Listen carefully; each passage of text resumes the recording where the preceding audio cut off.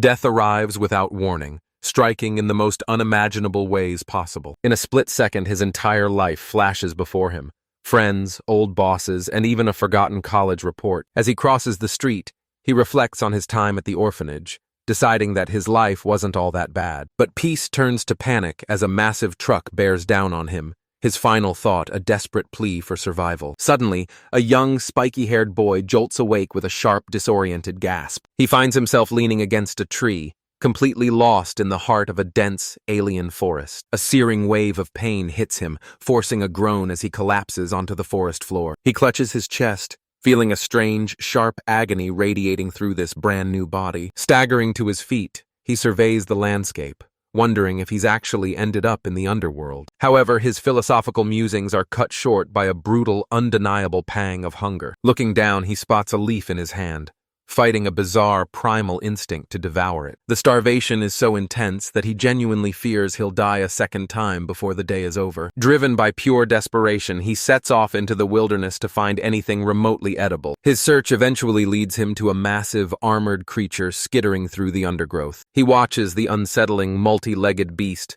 noting just how unappetizing it looks. A wave of pure disgust washes over him as he prepares to grab the giant insect. Fighting back his revulsion, he hesitantly reaches out and snatches the armored bug. He reasons that survival outweighs pride, trying to imagine the creature as some kind of fried delicacy. Later that night, under the pale moonlight, he reflects on the horrific reality of eating a monster raw. We find him on his hands and knees by a stream, violently paying the price for his desperate meal. Panting and drenched in sweat, he feels the agonizing fever finally begin to recede. With that hollow hunger finally sated, a faint smile touches his lips as his strength returns. Memories of that truck flash through his mind, confirming the grim reality. He definitely died in that accident. He leans over the stream for a drink, his mind still reeling from the sheer impossibility of his circumstances. But as he looks down, his heart stops.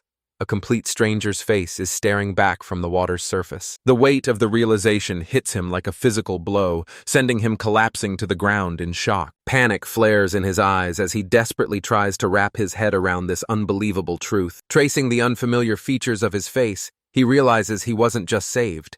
He's been reborn as someone else entirely. Gazing up at a massive alien moon, he draws the only logical conclusion. This is just like the plot of a manga. His mind races with possibilities. Was he actually reincarnated? Or is he just a spirit inhabiting a vacant body? That gargantuan, otherworldly moon looms above, serving as a silent confirmation of his bizarre new reality. Crushed by the sheer weight of his new existence, he collapses onto his back, staring into the void. Closing his eyes tight, he prays this is all just a vivid nightmare, and that he'll wake up in a hospital bed. But when he opens them, the alien sky is still there, shattering his last shred of hope. Defeated, he kneels by the water's edge as the cold, hard truth finally settles in his gut. Slowly, his despair hardens into a look of grim determination as he finally accepts his new life. He begins plotting his survival, noting with a bit of vanity that his new face is actually quite handsome. He resolves to find answers, coming to terms with the fact that Japan is now a world away. Rising with a newfound purpose, he sets off to find food and, hopefully, signs of civilization. Unfortunately, his initial trek through the suffocatingly dense forest yields absolutely nothing. Frustrated, he glares at the sky and curses the barren jungle for offering him absolutely nothing. His solitary trek through the suffocating greenery continues, but the wilderness remains stubbornly empty of food. Slumping down in despair, he laments the pathetic reality of having to feast on insects just to stay alive. Suddenly, a booming, authoritative voice rumbles from the shadows, calling out to him as a mere human boy. His face lights up with pure relief, thinking he's finally stumbled upon another soul in this wasteland. But that hope instantly curdles into terror as a massive, legendary griffin emerges from the tree line. He scrambles backward, heart hammering as he realizes he's staring down a literal creature of myth. The beast's piercing, avian gaze locks onto him, coldly declaring that he's trespassing on its sacred domain. Paralyzed with fear, the boy trembles under the creature's overwhelming presence and its command to vanish. He throws his hands up in a frantic panic,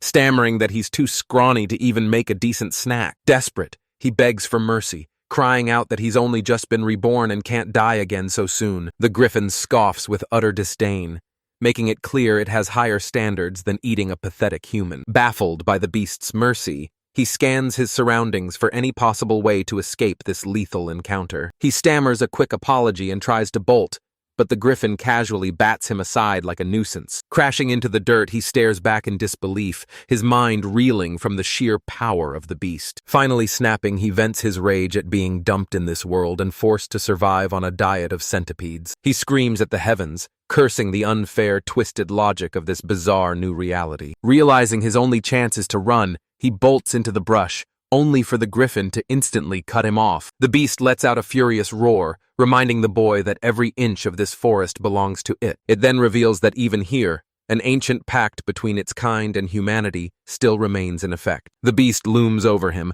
demanding to know why he dares to trespass and scavenge in its domain. Desperate, he apologizes, claiming he was merely lost and completely unaware of whose territory he'd entered. The Griffin unleashes a thunderous roar, branding him a liar for feigning ignorance of their sacred pact. It reveals that the agreement with humanity has stood for 2 centuries, a fact even a child should know. Defeated, the boy hangs his head, realizing his shallow excuses won't save him here. The Griffin's eyes narrow as it offers an ultimatum: provide a truth that makes sense, or face immediate death. Convinced his end is near, his face drains of all color as abject terror takes hold. Realizing he's out of options, he decides to tell the raw truth, no matter how absurd it might sound. He confesses that he's merely possessing this body, a revelation that leaves the mighty beast stunned. To drive the point home, he emphasizes that in his own world, he is well and truly dead. Pressing his forehead to the dirt, he begs the creature to believe his impossible tale. The Griffin's fury gradually dissipates, replaced by a keen curiosity as the pieces begin to click. It actually offers an apology, admitting that if he truly is a wanderer, his ignorance is understandable. The boy looks up in confusion, completely unfamiliar with the strange term the Griffin just used. Looking down with pity, the beast calls him a miserable soul for being cast so far from home. It urges him to accept his fate and start familiarizing himself with the rules of this new world. Seeking clarity, the boy asks the beast to explain exactly what a wanderer is. The Griffin explains that it's the title given to those who have been reborn from different realms. With a new understanding, the boy recounts his entire incredible journey to the majestic creature. Even with its vast wisdom, the Griffin admits it remains baffled by the boy's unique and bizarre circumstances. The beast reveals it met other wanderers 5 centuries ago, but none were quite like him. It concludes that he is a rare breed of wanderer, a unique soul reborn into this world. Noticing his maturity, the Griffin asks if he was actually an adult in his previous life. He confirms the truth, wondering if his new youthful body presents some kind of problem. The Griffin decides to spare him, but only if he agrees to fulfill one daunting condition. It leads him deep into the forest, stopping before the gaping, dark maw of a mysterious cave. As they reach the entrance, the Griffin asks if the reality of the situation has finally set in. Peering inside, he's horrified to find a massive group of human children huddled in the shadows. A title card flashes, featuring a mysterious hooded girl and a winking, spiky-haired boy. The series title, Another World Nation Founding Chronicles, appears on the screen. He asks the Griffin why 30 children are shivering together in the depths of a damp cave. Clutching his stomach, he wonders if he was abandoned for the same reason: a devastating famine. He looks at the legendary beast, realizing he's being asked to take responsibility for all of them. The Griffin offers a knowing smirk, impressed by how quickly the boy understands the stakes. It states the terms clearly: he must raise and protect them until they can fend for themselves. Having grown up in an orphanage himself, their desperate plight resonates deep within his soul. To assist him, the Griffin declares it will provide the group with food for the next 3 years. He's starting to think the beast is a saint, until it suggests the children start eating insects. The Griffin then poses a pointed question, curious about his resolve to save these strangers. It asks rhetorically if he truly has the heart to simply leave them to starve in the wild. The majestic Griffin lectures him on the heavy burden that comes with saving a life. The spiky-haired boy takes it all in, his expression turning solemn as he reflects on the words. But his focus shifts when he notices a massive pile of fresh fruit sitting nearby. He realizes the beast's sternness is just a clumsy way of showing its protective nature. Stepping forward, he formally accepts full responsibility for the children's safety. The group of kids just stare back, their eyes filled with curiosity and doubt. Sporting a confident grin, he boldly declares himself their new leader. However, Two of the children exchange looks of utter bewilderment. They reply in a tongue he doesn't recognize, their words sounding completely foreign. A sheepish grin spreads across his face as the realization of his massive oversight hits him. He recoils in comical shock, panicking over the language barrier he totally forgot about. He quickly turns to the Griffin, apologizing for overlooking such a basic detail. The beast confirms his blunder, noting that those from other worlds can't understand the local speech. This leaves the boy wondering why he's able to communicate with a legendary creature. The Griffin explains that it possesses a divine blessing known as the Divine Word. An image of a robed figure appears, illustrating the sacred nature of these divine gifts. Recognizing the predicament, the Griffin offers to lend him one of its own blessings. The boy is floored, questioning if such a heavenly power can even be shared. The beast reveals it also holds the blessing of lending, allowing for temporary transfers. Still, the boy asks with genuine concern if sharing this power will take a toll on the creature. The Griffin clarifies that it's only granting him the divine blessing of language. An ancient carving appears, depicting the maps and tools associated with this gift. He's amazed, noting that it sounds exactly like a cheat power straight out of a fantasy novel. A text box explains that this blessing provides automatic translation for both speech and hearing. A sharp, dark panel signals a brief transition in their fateful conversation. When asked how many blessings it possesses, the Griffin casually reveals it has 12. Shaken to his core, he shouts the number in disbelief as stone tablets swirl around him. He begins to wonder if having a dozen blessings is actually common in this new world. However, the Griffin notes that useful blessings are rare, and this one was worthless to it. With the transfer complete, the Griffin urges the boy to give his new voice a try. He starts with a hesitant, nervously testing the waters of his newfound ability. He then formally introduces himself in their tongue, asking for their friendship. He's stunned by how effortlessly the foreign language flows from his own mouth. Suddenly, a young girl in a head covering asks if she can call him Oni-chan. The sweet endearment touches his heart, filling him with a sudden wave of warmth. But the moment is broken when a spiky-haired boy points at him, demanding his name. The leader tells him to show some manners, prompting the boy to reveal his name is Ron. Still annoyed, Ron doubles down on his aggressive demand to know who the leader is. Our hero pauses, realizing he needs a name that actually fits into this fantasy world. A hilarious chibi panel captures his face, frozen in a state of absolute silent panic. He quickly leans toward the Griffin, whispering for help to come up with a suitable name. After a moment of consideration, the Griffin suggests the name Almas. Almas excitedly repeats his new name,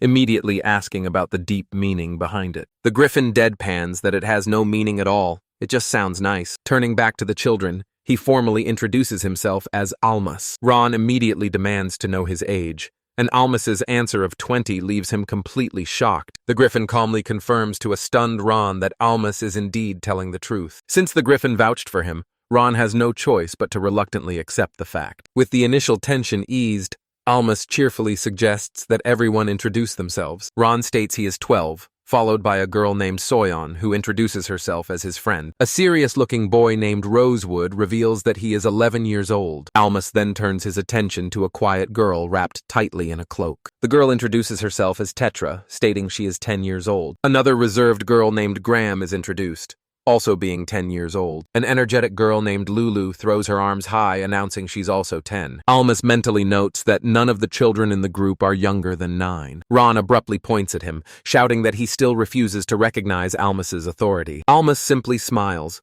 understanding Ron's difficulty in accepting such a young-looking leader. He reflects that this situation isn't much different from the dynamics at his old orphanage. Soyeon apologizes for Ron's behavior, explaining that he means no harm, he's just an idiot. Infuriated, Ron snaps at Soyeon for insulting his intelligence. She fires back with an equally petty retort, causing the argument to spiral out of control. As the camera pulls back, we see the full scale of the abandoned children huddled in the cavern. Almas watches the lively chaos unfold, thinking to himself that they're certainly a handful. Surveying the group, he silently vows to protect them from any further suffering. Ron approaches their self-proclaimed leader, demanding to know if he actually has a plan. Almas meets the challenge with a confident smirk, announcing their first major project: agriculture. Ron remains skeptical, questioning if simple farming is truly the answer to their survival. Almas admits his knowledge is limited, but insists it's the only path forward. He reminds the anxious children that the Griffin's support will vanish in just 3 years. A worried Ron asks how a group of kids could possibly manage a full-scale farm. Almas acknowledges the harsh reality,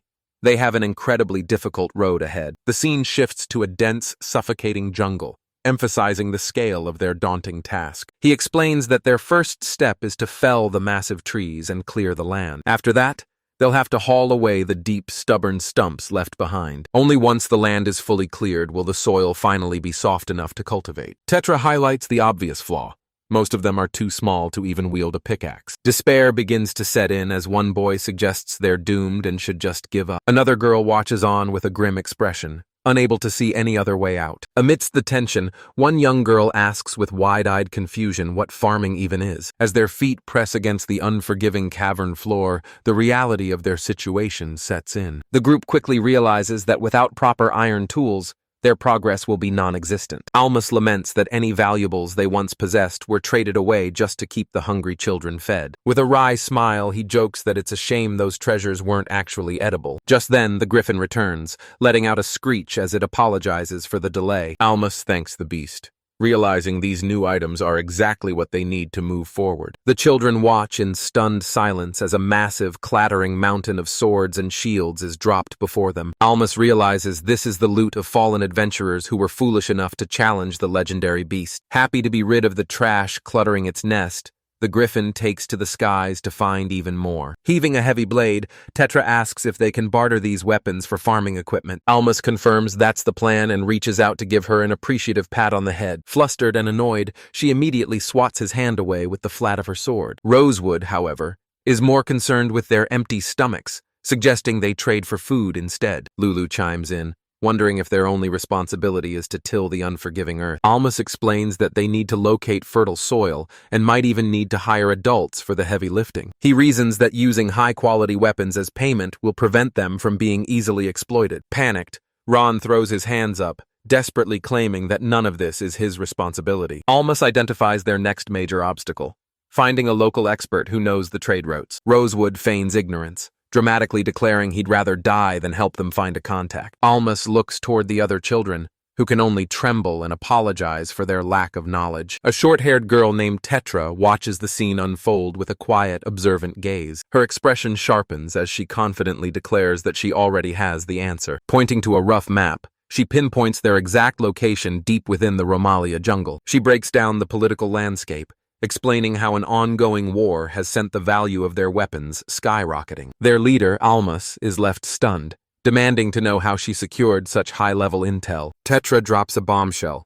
The adults who abandoned them are plotting to return and seize their arsenal. Almas remains unfazed, coolly reassuring her that he's already 3 steps ahead of them. He then reveals a massive, pristine white feather, a gift from the great Griffin Sama itself. This sacred relic, he explains, will act as undeniable proof of their divine authority. Deciding against a full envoy, Almas calls for volunteers to join him on a high-stakes trading mission. He commends Tetra's sharp intellect and her unparalleled knowledge of the surrounding territory. Despite her not raising a hand, Almas handpicks Tetra to accompany him on the journey. A palpable aura of annoyance radiates from Tetra, who is clearly less than thrilled with the selection. She lets out a heavy, weary sigh, begrudgingly accepting the task she's been thrust into. Their trek eventually brings them to the heavily fortified borders of the Damargar territory. The small band of children weaves through the chaotic, bustling streets of the city. Wearing a professional smile, Almas presents their forged steel and bronze blades for trade. A stout merchant, marked by a distinctive facial tattoo,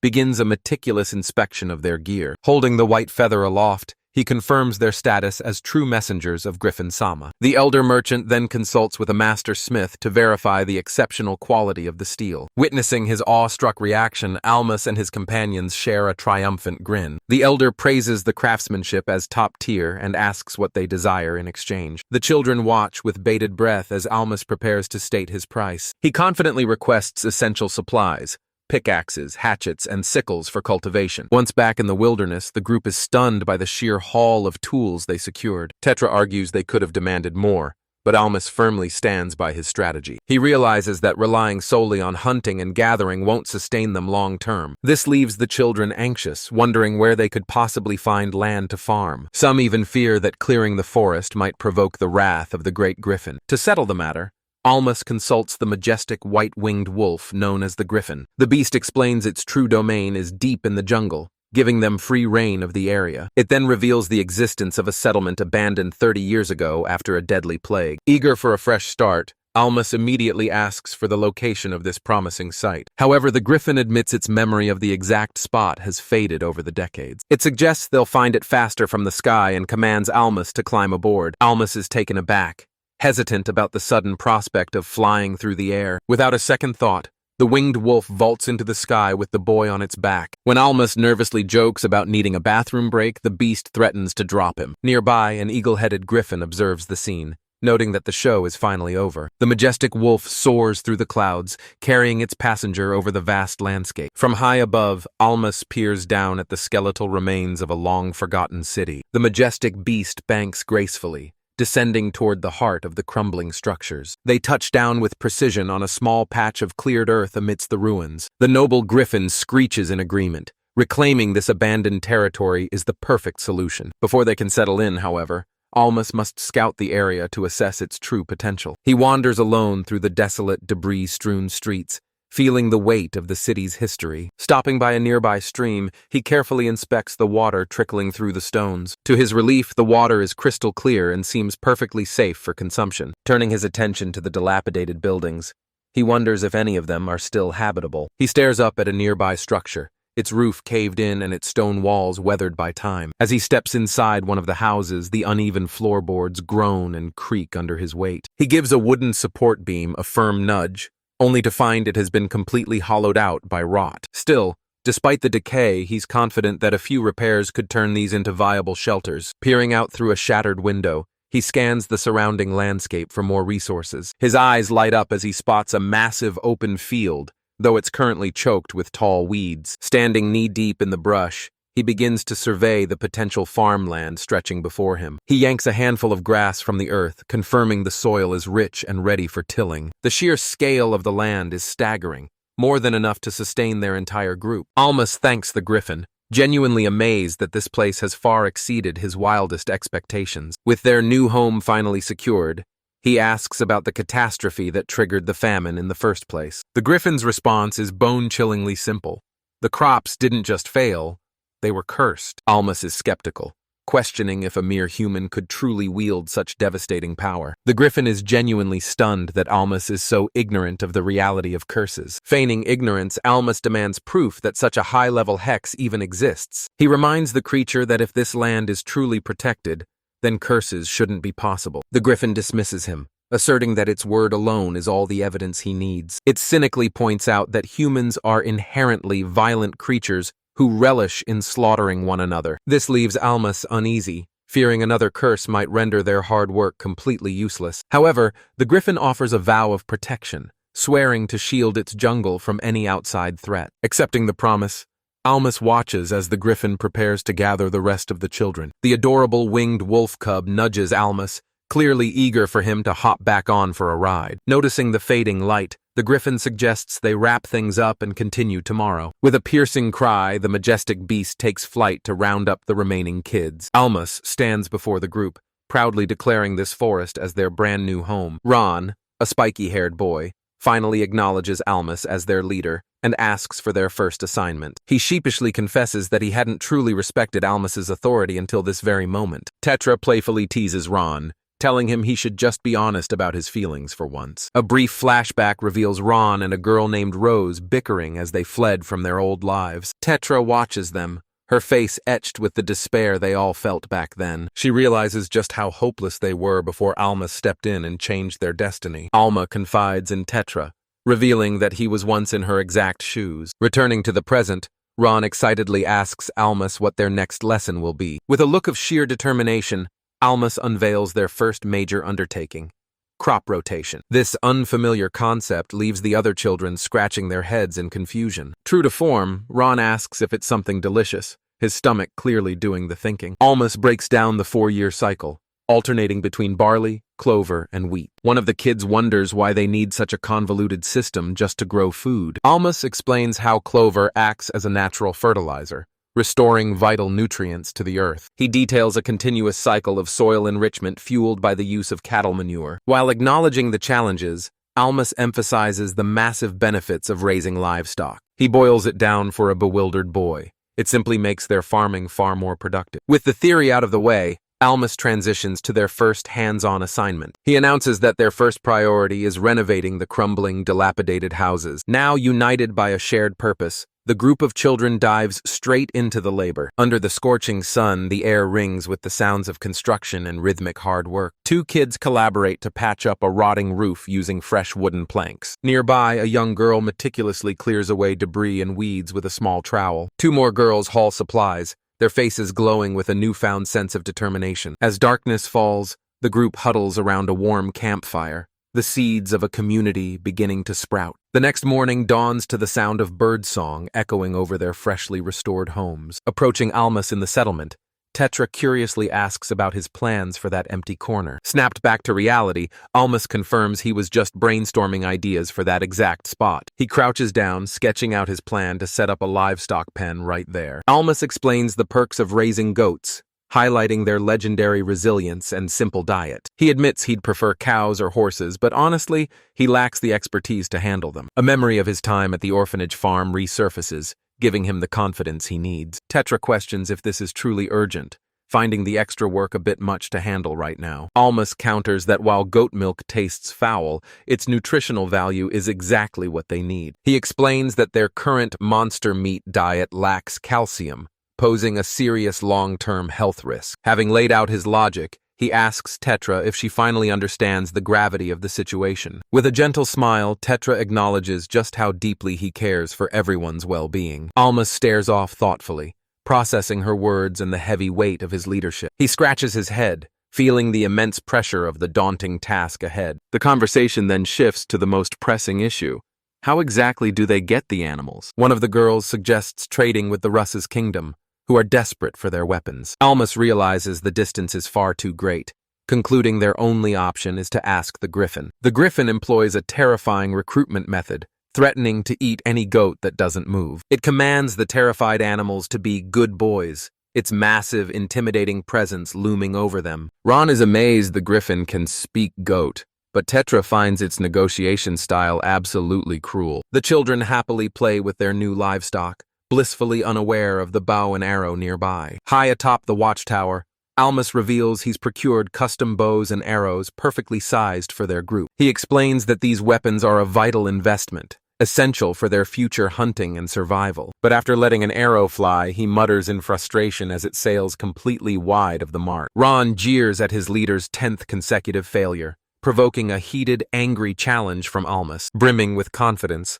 Ron draws back the bowstring, determined to show everyone how it's really done. He releases the shot, but the arrow flies just as wide, missing the target entirely. Almas laughs triumphantly, pointing out that his loud-mouthed challenger is just as incompetent as he is. Ron snaps back, arguing that Almas should lead by example, before calling him incredibly immature. Almas lunges for Ron, telling him to drop the sarcasm and finally start acting like an adult. Their bickering is suddenly interrupted by a soft, calm voice addressing Almas as their leader. It's Graham, who politely asks for permission to try her hand at the bow. She humbly suggests that the issue might be a poorly crafted weapon, rather than a lack of skill. With a moment of intense focus, she looses an arrow that strikes the absolute center of the target. Ron stares in utter disbelief, demanding to know if she's playing some kind of trick on them. Another girl watches from the sidelines, her jaw dropping at Graham's unexpected display of mastery. Completely unfazed, Graham announces she'll go again, and her second shot finds the bullseye just as easily. The boys finally realize her skill is the real deal, exclaiming that there's no way that was just luck. Now full of genuine admiration, they beg her to train them, and she begins her first archery lesson. The scene then transitions, offering a sweeping view of the dense forest and the vast sky above. Almas officially assigns Graham to hunting duty, reminding her that the group's future depends on her. Almas observes with concern that, unfortunately, no one else can land a hit on the target. As the others worry about her hunting solo, he reveals he has a different solution in mind. One of the girls holds up a strange leather pouch, curiously questioning its purpose. Almas begins his demonstration, showing her how to loop the cord around her pinky finger. He explains that this simple-looking tool is actually a sling designed for hurling stones. The next step, he demonstrates, is to nestle a smooth stone right inside the pouch. He then shows her how to firmly grip the end of the second cord with her hand. With a confident smile, he explains that you spin it rapidly to build up lethal momentum. Releasing one cord at the precise moment sends the projectile flying with devastating force. Almas notes that with enough practice,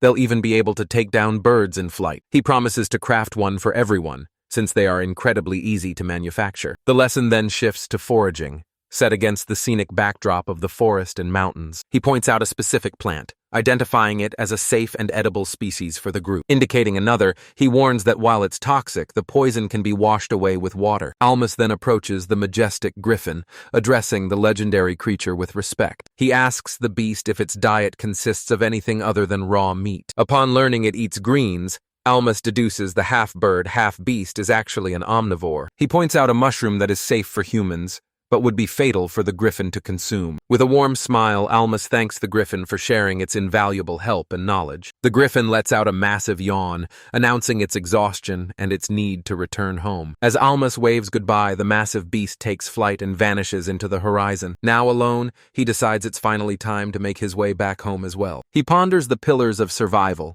agriculture, livestock, hunting, and gathering. He concludes that gathering is their best bet, as the Griffin can guide them on what's safe. But his quiet contemplation is shattered by a desperate cry echoing through the woods. He freezes in his tracks, his expression shifting to one of shock and alarm. With a grim look, he recognizes the voice.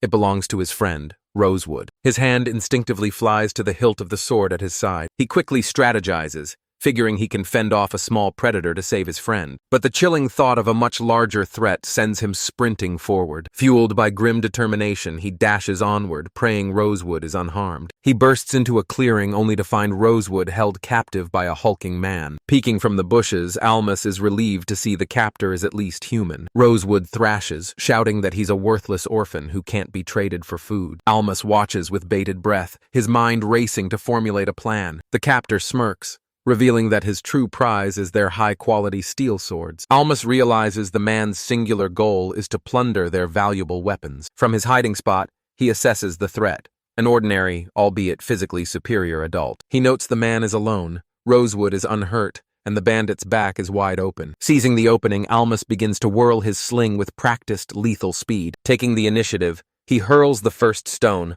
launching a surprise strike from the shadows. The projectile whistles through the air, finding its mark with a sickening crack. The captor howls in agony, clutching the back of his bloodied head. As the boys bolt, the disoriented man roars for them to halt. Almas barks at a hesitant Rosewood to keep running and leave him behind. With grit in his eyes, he prepares to hold the line against their pursuer. Rosewood casts a terrified glance back, but Almas commands him to save himself. He watches his friend scramble up the hill, knowing every second bought is a victory. Shaking off the daze, the man realizes Almas is blocking his path as a decoy. He stumbles forward, his vision still swimming from the unexpected blow. Boiling with rage, he snatches up a heavy branch to serve as a makeshift club. He advances with a sneer, warning the boy that his heroics will soon turn to tears. He mocks the child, laughing at how pathetic he looks standing his ground alone. Unfazed, Almas asks for his motive, discovering the man is after their swords. With a twisted smirk, the man admits he intends to pawn the blades for a meal. He scoffs at the idea of honest labor,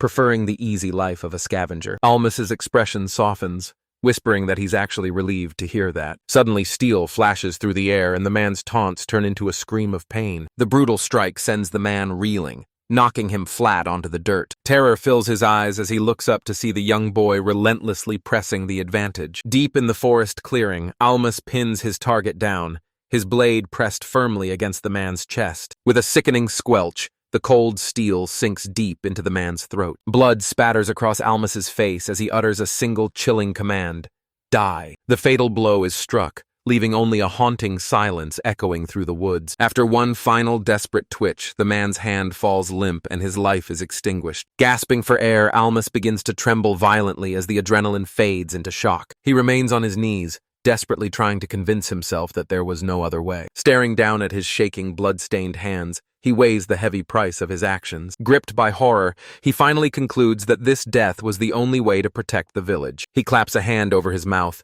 a silent gasp of pure revulsion escaping his throat. The crushing weight of the deed finally breaks him, and he collapses onto the forest floor. Just then, his friends burst into the clearing, calling out to their leader in a panic. He slowly forces himself back up, though his body continues to betray him with tremors. The group of children rushes toward him, only to be met by the gruesome scene. Rosewood drops to his side, tearfully asking if his brother is actually okay. Almas offers a hollow reassurance, trying his best to calm the boy's rising fear. A pained expression flashes across his face as he averts his gaze from his worried comrades. With tears streaming down his face, Rosewood can't hide how terrified he was for Almas's safety. Almas closes his eyes, taking a long moment to gather the shattered pieces of his composure. He softly apologizes for the scare, finally admitting just how much the ordeal has affected him. He gently pats Rosewood's head, admitting he's still struggling to adapt to his new reality. Though the crisis has passed, a heavy, somber atmosphere hangs over the group in the clearing. Suddenly,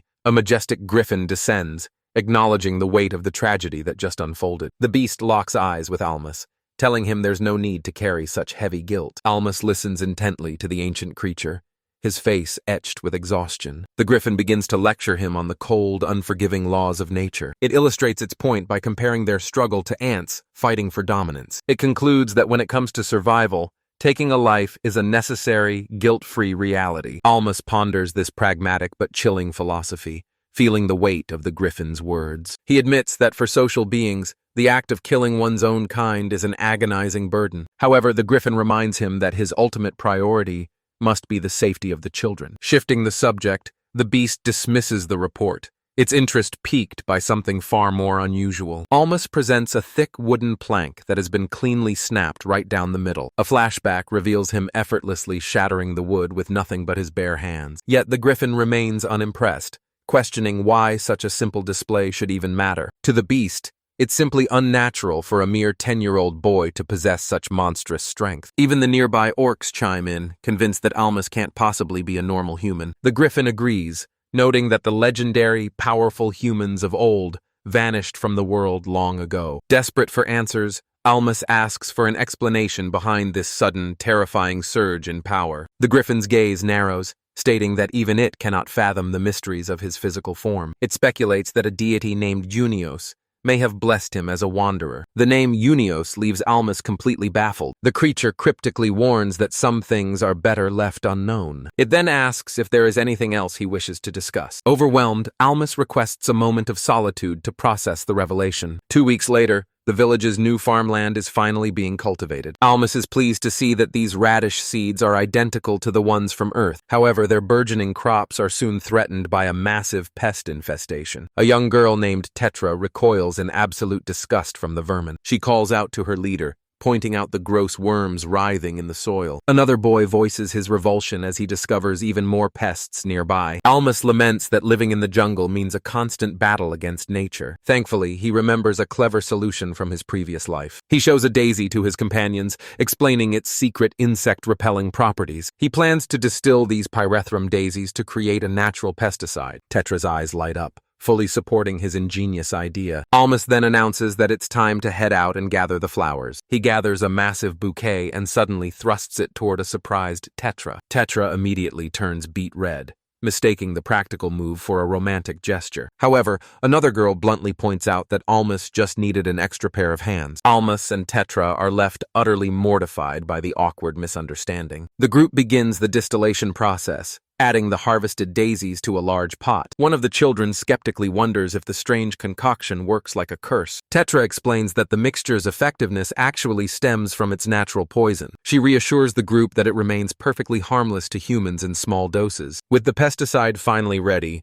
she announces it's time to treat their fields. They begin using a ladle to scoop the potent liquid from their buckets. A cheerful Tetra happily splatters the pesticide over their precious radish crops. With their fields now protected, they simply need to sit back and watch them grow. Almas plans their next move, realizing they must buy supplies unavailable in the woods. He asks Tetra to join them for protection, citing her impressive mastery of the bow. Ron and Rosewood are drafted into service as the heavy lifters for the trip. However, when Almas mentions they are heading to the city of Rosais, a shadow falls over Tetra's expression, and she quietly refuses to go. Almas, Ron, and Rosewood eventually arrive at the majestic grand capital of roses. The boys are immediately struck with awe by the scale of the bustling metropolis. Almas remarks that the city is far more beautiful than he had ever imagined. His companions excitedly point out the incredible aromas wafting from the food stalls. Street vendors stir massive pots, filling the air with enticing and savory scents. Ron and Rosewood eagerly drag their leader toward the nearest shops. The group's eyes light up as they stumble upon a massive shop overflowing with exotic goods. The boys can barely contain themselves,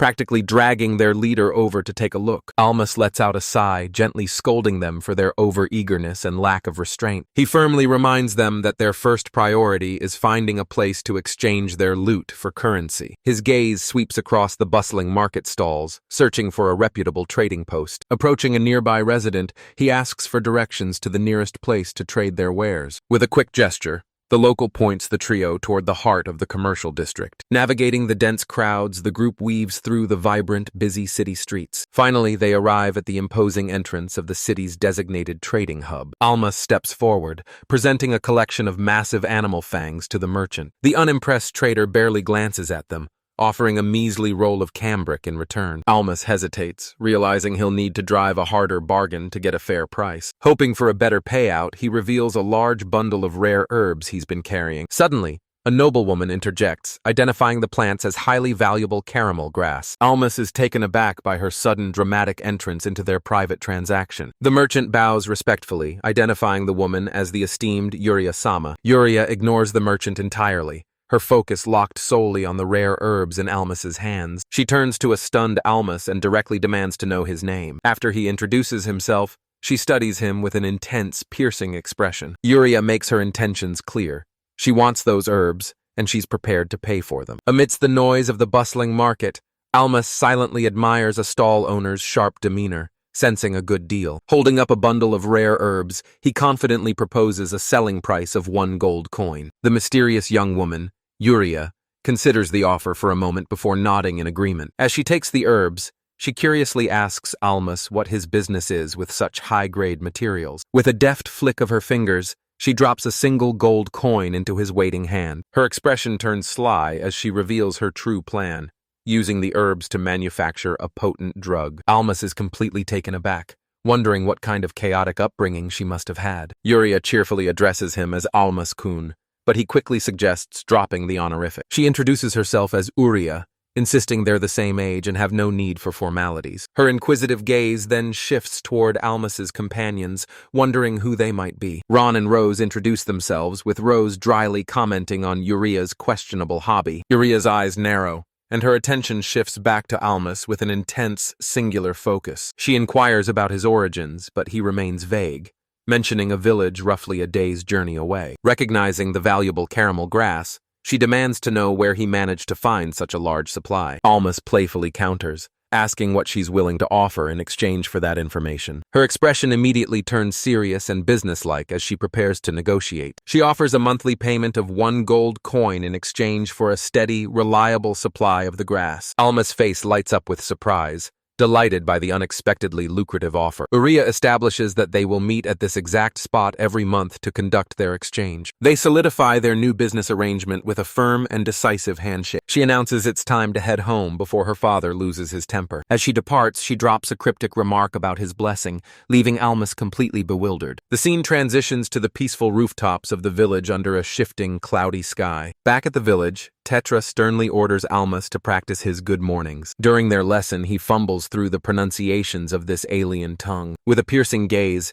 Tetra fixes his accent and commands him to try again. He silently reflects on the sheer isolation he'd face if he ever lost the power to communicate. He remembers that his current power is merely a borrowed gift that must eventually be returned. Seeking clarity on his new life, Almas decides to grill Tetra for information. He formally asks her to reveal everything she knows about the state of this world. Tetra looks up with a solemn expression, prepared to begin her explanation. She begins by explaining that they are currently situated on the Adelia Peninsula. A map appears, highlighting the Rosal Kingdom of Kairusha to the south. She then discloses her mixed heritage, being half Kairusian and half Adelian. Almas is relieved, realizing this makes her bilingual in the Kairusian tongue. Tetra adds a bit of political context regarding the Rosal Kingdom's weak grip on the region. He asks if she can write as well, and she confirms that she's literate. To his shock, she explains that the Adelian language has no written script at all. After confirming she writes in Kairusian, he asks her to teach him that language too. Overwhelmed with gratitude,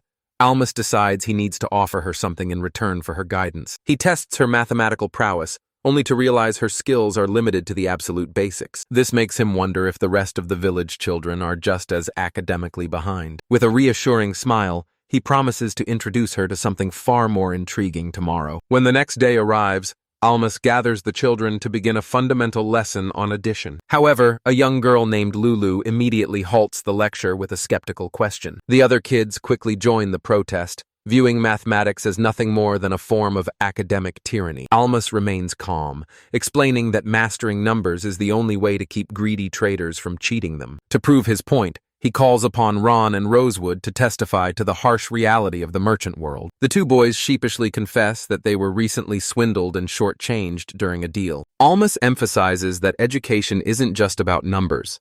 It's about having the power to choose their own futures. He then asks Tetra to count to 10, but as she recites the sequence, she accidentally skips a digit. He catches the error, informing the bewildered group that she completely bypassed the concept of zero. He introduces the revolutionary idea of zero representing nothingness, a concept totally foreign to this world. While he marvels at the brilliance of Arabic numerals, Tetra finds the new system a bit too overwhelming. Fast forward 1 month, and a beaming Tetra proudly declares she's conquered every problem he's set before her. A slightly exhausted Almas can't help but be stunned by the incredible pace of her intellectual growth. A quick look at the class rankings reveals exactly where each child stands in their mathematical journey. Unfortunately, his peer tutoring plan backfires. Since Tetra is so far ahead, she's forced to teach everyone else. We see a hilarious shot of a stressed-out Tetra being absolutely swarmed by her struggling classmates. Frustrated, she argues that teaching without compensation is a scam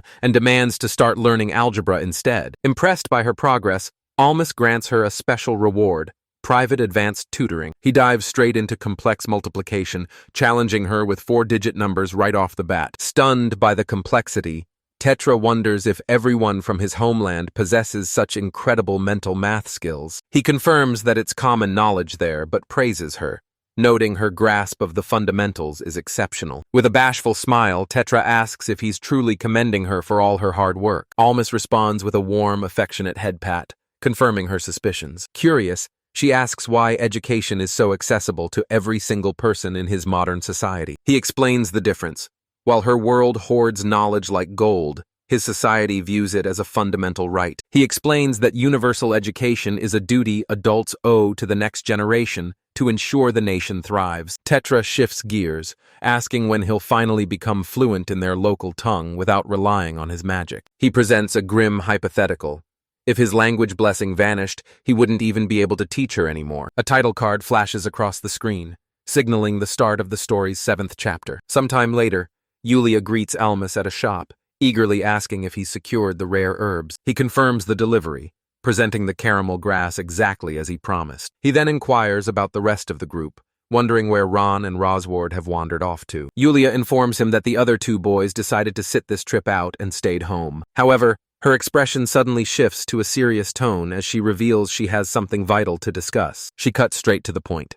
The topic of their conversation will be the truth behind his blessing. Almas is taken aback by her bluntness, but he agrees to hear whatever secrets she's uncovered. Yulia reveals she's been aware for a month that he's been questioning the origin of his mysterious powers. She explains her research suggests that blessings were originally gifts bestowed by ancient fairies. As whimsical images of fairies appear, she dives deeper into the lore of these mystical gifts. It's through this magical lens that she can say with absolute certainty, Almas is blessed. Yulia then reveals her own trump card, a unique power that allows her to perceive the blessings of others. Known as the see-through blessing, this ability grants her sight beyond the physical realm. Locking eyes with a stunned Almas, she finally drops the bombshell and reveals the name of his power. He repeats the name in pure disbelief, wondering if he truly possesses the blessing of the king. This legendary power is fueled by loyalty, growing stronger as he gains more devoted followers. Suddenly, it all clicks.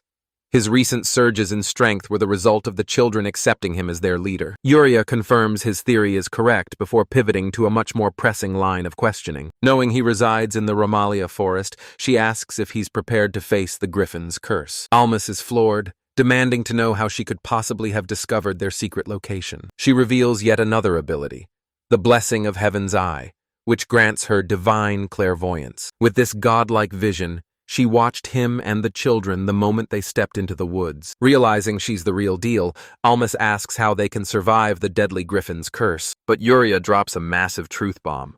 The curse is nothing more than a myth. It doesn't even exist. Almas decides to take a leap of faith and trust her, though he vows to keep his reincarnation a secret. Her expression softens as she correctly deduces the harsh truth.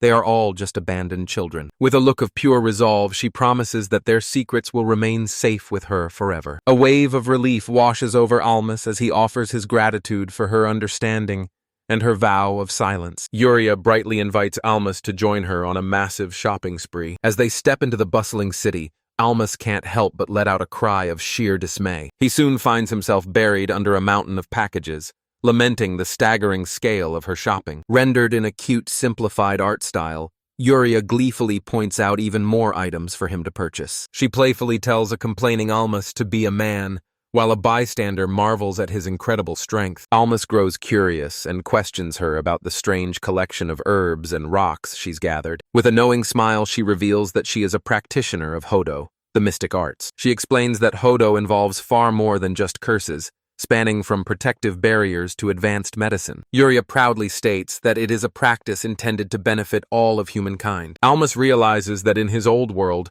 her medical expertise would make her a highly respected doctor. Suddenly, the memory of the Griffin mentioning human-made curses flashes through his mind. Still hauling her heavy purchases, Almas asks for her thoughts on the recent famine. She explains the common belief is that a group of high-level witches orchestrated the disaster. He is horrified, wondering what kind of person could cast such a devastating, widespread curse. Yuria grimly concludes that it must have been the work of an entire nation, not just a single person. She reflects on the thousands of deaths caused by such a large-scale, heartless hex. As they walk, she notices his concern and reassures him not to worry about it for now. But with a look of fierce determination, Yuria vows she won't be so lenient with the perpetrators next time. Her intense resolve leaves Almas momentarily speechless and stunned. He then extends a warm invitation for her to visit his home village back in Romalia. Yuria is overjoyed by the offer, eagerly asking if she's truly allowed to go. However, she notes that she'll first need her father's permission to leave the city. Almas then takes the opportunity to ask if she can teach him her mystical arts later on. He even offers to pay for the lessons, which she pauses to consider. Ultimately, Yuria cheerfully rejects the money, declaring that they are now friends. This sudden declaration of friendship leaves Almas looking completely startled and confused. Sensing his hesitation, she asks with a hint of concern if he doesn't consider them friends too. Almas rationalizes that only a true friend would carry this many heavy bags for another person. Happily accepting his logic, she calls him her friend while he stumbles under the massive load. He tries one more time, asking why she is unable to teach him the secrets of her magic. She explains that a vast biological difference exists between male and female practitioners. When he asks about the male minority, she reveals she can sense he lacks the necessary aptitude. Feeling defeated, Almas decides to head home and asks for her address so they can meet again. Yuria suddenly becomes flustered, stammering as she fails to give him a straight answer. Just then, a voice calls out, and Almas recognizes the name Bolton. Yuria shouts for Bolton to show himself immediately. A massive, muscular man appears behind Almas, respectfully asking what Yuria needs. Almas is shocked by the man's sudden appearance and the overwhelming stench of alcohol. Yuria playfully introduces the giant as her bodyguard, dismissively referring to him as this thing. Bolton laughs wryly, clearly used to her apparent dislike for him. He turns to Almas, offering a polite word of thanks for assisting Lady Yuria. Yuria then directs a flustered Almas to hand over the heavy packages to Bolton. When Almas asks why she didn't bring her guard along, she bluntly admits it's because the man reeks. Without a second thought, Almas transfers the massive load to the bodyguard. Bolton's eyes nearly pop out of his head as he feels the crushing weight of the delivery. He visibly strains, baffled that a mere child could haul such an immense burden with ease. As Bolton trudges away under the weight, Yuria and Almas wave him a cheerful farewell. We then cut back to Almas's village, a humble settlement nestled deep within the forest. Almas gathers the villagers, noting that while their food supply and finances are finally stable, essentials like clothing and salt remain far too expensive for them to import. One of the kids chimes in, agreeing they need to start producing goods beyond just basic crops. The rest of the group looks skeptical, wondering what they could possibly manufacture on their own. Almas reveals their next big project, pottery, which requires them to construct a kiln. The foreign concept leaves Tetra and the other children looking completely bewildered. He admits he isn't an expert on the process, but suggests they start by building a traditional model. Filled with renewed determination, Almas orders everyone to grab their hoes and axes. When the kids ask for a location, he points toward a nearby hillside. A helpful diagram explains that a slope is the perfect spot, as it allows the hot air to rise naturally. He acknowledges that their greatest hurdle will be the grueling physical labor ahead. Despite the daunting task, he rallies the village with a fierce cry to roll up their sleeves and get to work. The title card flashes across the screen, signaling the start of a new chapter. We dive into a flashback where Almas asks Urio what holds the most value in this region. He clarifies that they need a commodity worth trading for essentials like salt and clothing. Uria suggests pottery, but Almas remains skeptical of the mediocre local wares. She describes the superior, durable, and vibrant pottery from her homeland, Caricia. The prospect of creating high-quality, colorful ceramics immediately piques Almas's interest. His mind bridges the gap to the primitive Jomon and Yayoi pottery techniques from his old world. He realizes the ultimate solution is an anagama, a specialized, high-temperature kiln. He knows that an enclosed firing chamber is vital to achieving consistent, blistering heat. A sturdy, arched brick kiln becomes the primary goal of their ambitious new project. The camera pans up, revealing the thick forest canopy looming over the construction site. The rhythmic thud of axes echoes through the woods as they gather fuel for the endeavor. Almas declares that producing Su ware will finally give their village a signature specialty product. A sweeping wide shot captures the vast, dense wilderness surrounding their small settlement. Tetra watches in awe at Almas's superhuman strength, which he attributes to his divine blessing. He explains that his gift makes him as powerful as several men, the perfect asset for hard labor. Wiping the sweat from his brow, Almas announces that the initial excavation is finally complete. When a curious boy asks what's next, Almas identifies the high-grade clay they've unearthed. He holds up a sample, explaining its vital role in making the kiln completely airtight. He clarifies that a perfect seal is the only way to trap the intense heat needed for the firing. A villager meticulously coats the kiln's exterior in a thick layer of clay. Almas emphasizes that without a perfect seal, creating high-quality Su ware would be impossible. He secretly admits he's constructing the kiln based solely on memories from his past life. Surveying the finished structure, he's impressed it turned out even better than expected. With the kiln complete,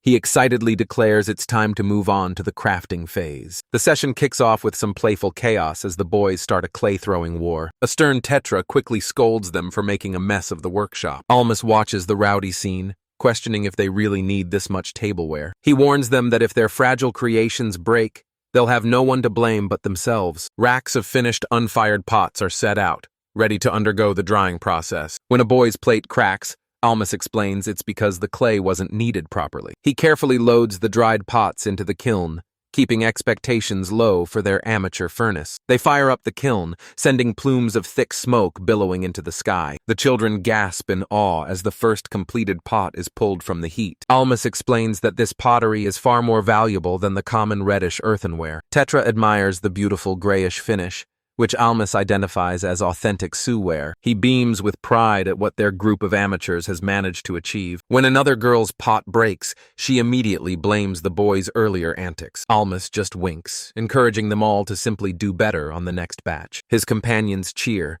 eager for the many opportunities they have to refine their craft. Almas meticulously stacks the wood, ensuring there isn't a single gap left between the logs. He slides the final piece into place, declaring that their charcoal production is officially underway. He then demonstrates how to pack dried leaves into the tiny crevices to ensure a perfect seal. Torch in hand, he prepares to ignite the kiln and finally bring their hard work to life. A group of curious children huddles around, watching intently as Almas begins the process. He explains the plan.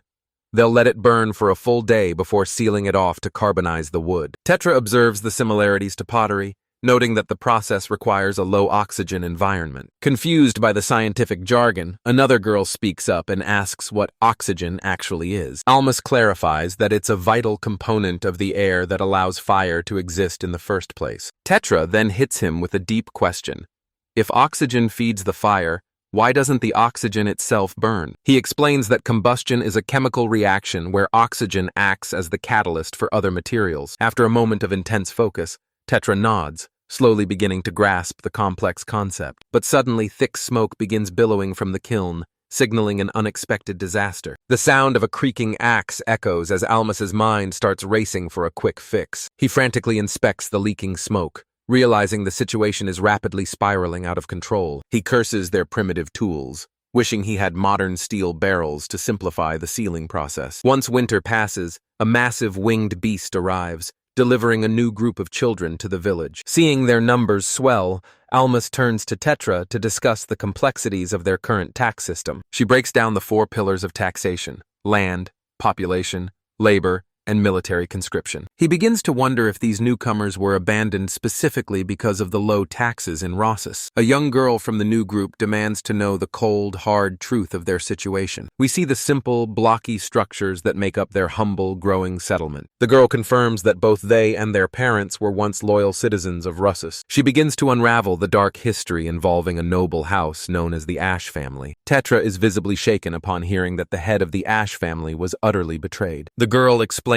how greedy traders sparked an illegal conflict behind the king's back. Almas realizes this shadow war led to the crushing taxes that funded their own destruction. Trembling with emotion, Tetra asks if this devastating story is truly the reality. Overwhelmed, she suddenly bolts away, leaving the others shouting after her in confusion. Almas desperately calls for her to stop as she collapses in a narrow, secluded alleyway. He catches up and grabs her arm, demanding to know where she thinks she's going. With a pained expression, she admits she finally understands the tragedy that befell her parents. Almas stands firmly beside her, placing a comforting hand on her shoulder for support. He pulls her into a protective embrace, gently reassuring her that everything will be all right. The village is shown in a sweeping wide shot, a peaceful backdrop for such a somber moment. The fading light of the sky hangs low over the rooftops of their modest new homes. Later, Tetra is seen sleeping soundly, completely drained by the weight of her emotional turmoil. Almas keeps a silent watch over her, reflecting on the immense suffering she's endured. Another girl approaches Almas,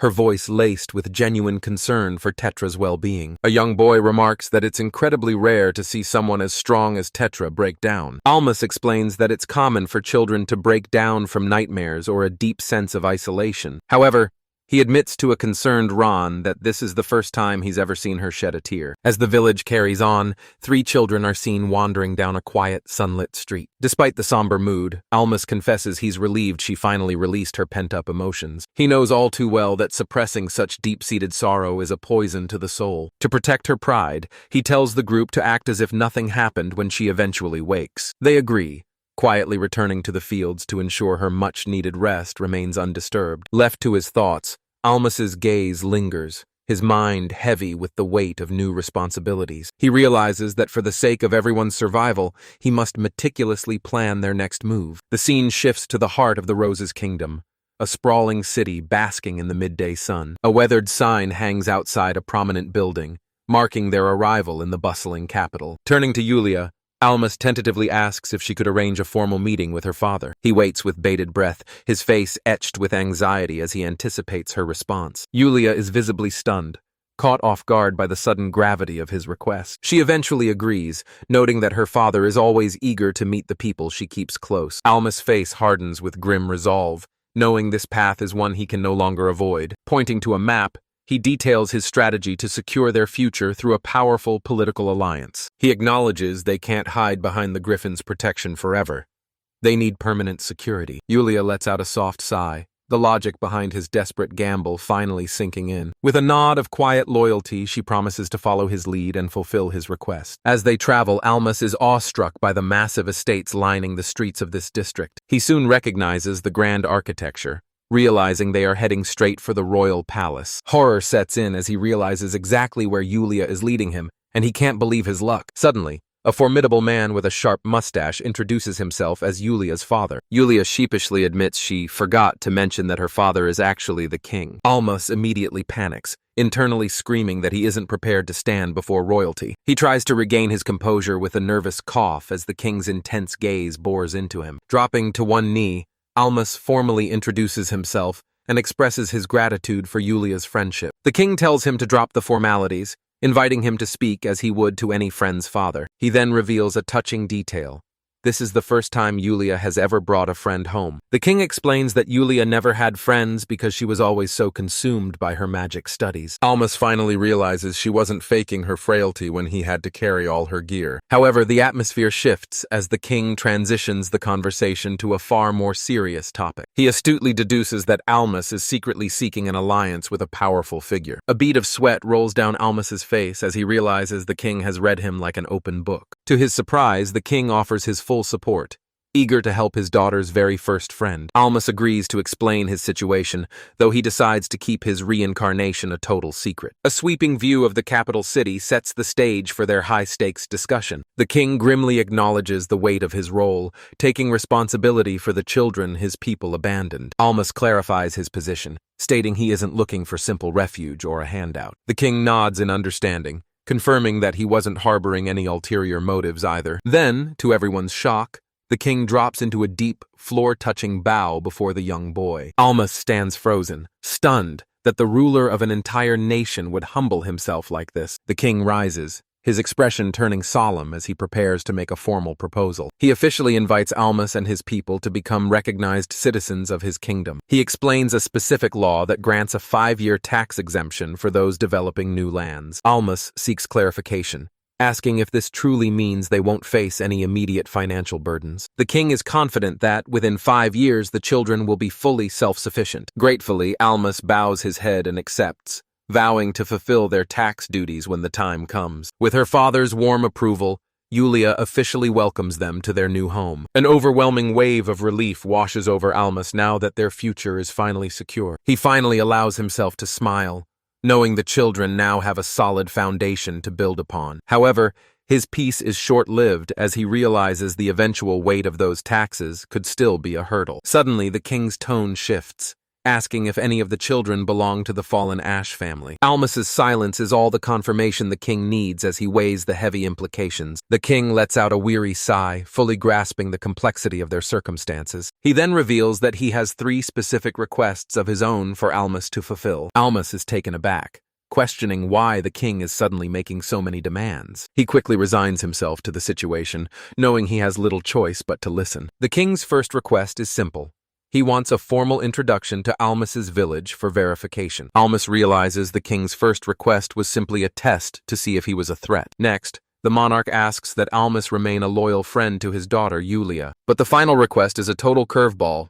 Almas is tasked with teaching Yulia mathematics. Stunned, Almas questions if there aren't more qualified scholars for such an important job. The king reveals he's already heard glowing reports about Almas's genius-level math skills. He then sheepishly admits that his daughter is a disaster when it comes to complex calculations. To gauge her level, Almas presents the princess with a basic division problem. A brief flashback shows her previous tutors driven to the brink of insanity by her struggles. True to form, Yulia confidently shouts out the wrong answer, proving her father right. The king reasons that since they're already friends, Almas is the perfect person to mentor her. When Almas asks about the pay, the king offers a massive salary of 1 gold coin per month. Almas agrees to the deal, much to the dismay of Yulia, who'd rather be practicing magic. The scene then shifts to a sweeping view of the city's impressive skyline. Later, the king confides in his brother, admitting that he's taken quite a liking to Almas. His brother Raymond rushes into the room demanding to know what he's really plotting. The king plays it cool, feigning ignorance about having any secret agenda. Raymond is skeptical, questioning why a commoner was chosen as Yulia's personal tutor. He insists that his brother should stop hiding his true intentions behind a smile. The king casually argues that a friend is simply the most effective teacher for a stubborn child. Raymond stares him down,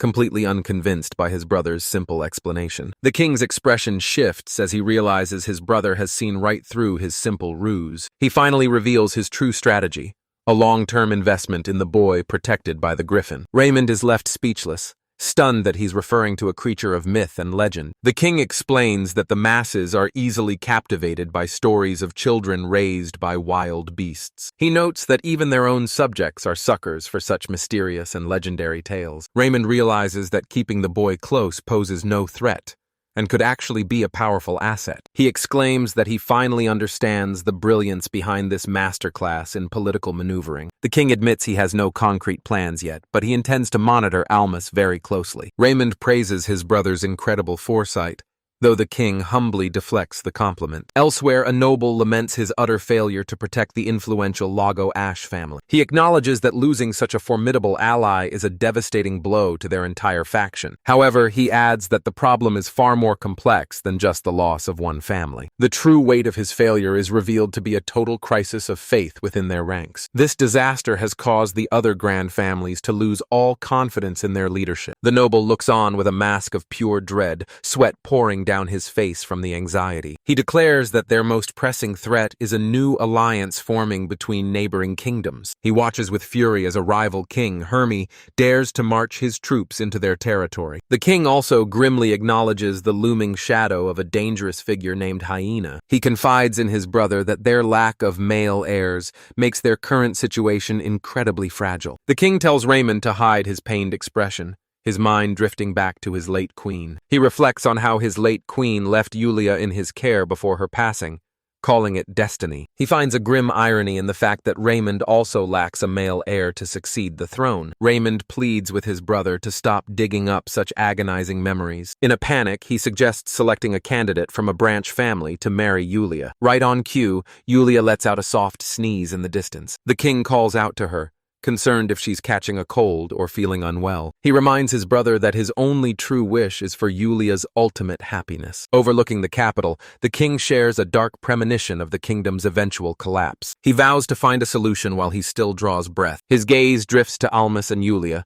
believing the Griffin's child is the key to their salvation. He prays he lives long enough to see that bright future become a reality. Little does the king know, his initial move has already sparked a miracle within the land. Meanwhile, Almas turns his attention to Tetra, who's been acting quite peculiar lately. He observes that her recent behavior is uncharacteristically restless and withdrawn. Tetra seems constantly on edge, a stark departure from her usual self. Though she's naturally timid, something is clearly weighing heavily on her mind. Her erratic behavior is now so blatant that even the others are starting to take notice. Almas decides that if something is truly wrong, he can't just stand by and watch. He tracks Tetra down and gently asks what has been eating at her. She turns to him in shock, surprised he managed to see through her mask of distress. Almas points out that her recent behavior hasn't exactly been subtle. Realizing he's right, Tetra takes a resolute step forward, finally ready to confide in him. But first, she makes him promise never to repeat a single word of what she's about to say. Almas gives his word without hesitation, assuring her that her secret is safe with him. She takes a deep breath, steeling herself for the weight of the coming revelation. With a heavy expression, she reveals her true identity. Her full name is Tetra Ash. Almas remains calm as the final pieces of the puzzle click into place. He now understands why her strange behavior began right after the news of the Ash family's downfall. Tetra is taken aback by his lack of shock, but he admits he already had his suspicions. Still, he confesses he never truly expected a princess of the prestigious Ash family to be standing here. He quickly reassures her that her lineage doesn't change anything.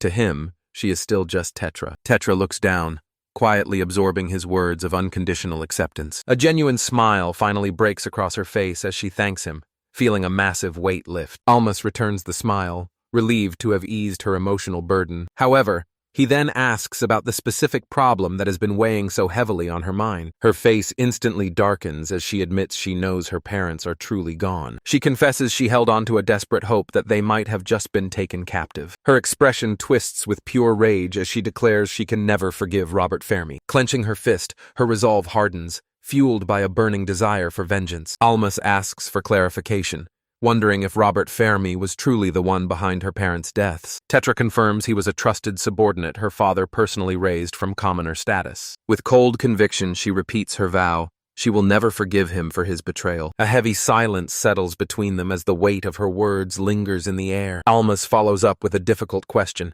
asking if she truly intends to seek revenge. Tetra hesitates, her gaze dropping as she admits she isn't sure what to do. Looking out over the village, She confesses her heart is torn between vengeance and her new life. Almas realizes she's caught between honoring her murdered family's memory and her desperate desire to protect the new home and friends she's finally found. He gazes at the humble houses of their settlement with a sense of quiet understanding. He makes a solemn promise: no one in this community will ever turn their back on her. Tetra looks up, visibly moved by the depth of his unwavering support. Channeling the wisdom of his late parents, Almas offers her a different path forward. He pauses to choose his words carefully, resting a hand thoughtfully on his chin. He suggests she dedicate her strength to protecting him and the rest of the village. To boost her spirits, he praises her intellect, claiming she's far smarter than he is. Taken aback, Tetra asks if he really believes she's capable of such a thing. A knowing smile spreads across Almas's face as his strategy begins to take shape. Her doubts vanish, replaced by a radiant, determined smile as she embraces her new purpose. Almas nods in approval,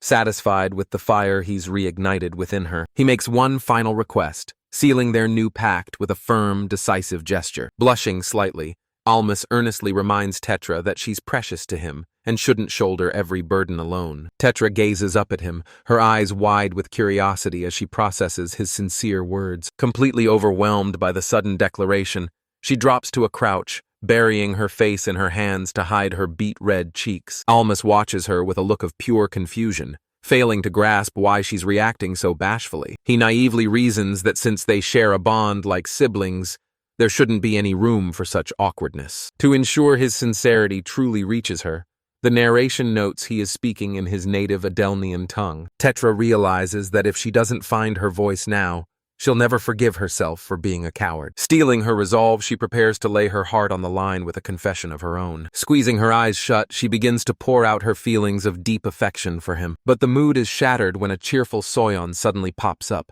gushing about her love for gardening. Oblivious to the tension, she interrupts their intense moment to ask if they were discussing something important. Noticing their proximity and Tetra's lingering blush, Soyeon immediately jumps to the wrong conclusion. She offers a frantic apology for intruding and scurries away to give them some private time. From a safe distance, she bellows to the heavens that Almas and Tetra are officially a secret couple. Almas just smiles, relieved that Soyeon's chaotic energy managed to snap Tetra back to her usual self. Later, in the formal hall, the king of Rassus asks Almas if he's grown to dislike his daughter. Almas quickly clarifies that he was merely curious about the intended duration of his tutoring position. The king explains that the role has no expiration date and will continue for as long as it's needed. With a warm gesture, he adds that Almas is always welcome to visit and enjoy himself at the palace. He then jokingly asks who would be his shogi opponent if Almas were to stop coming around. A stunned Almas confesses that he was actually the one who invented shogi. We learn that the land of Adelina is severely lacking in any form of entertainment. He recalls his decision to create the strategic wargame specifically to fill that void. However,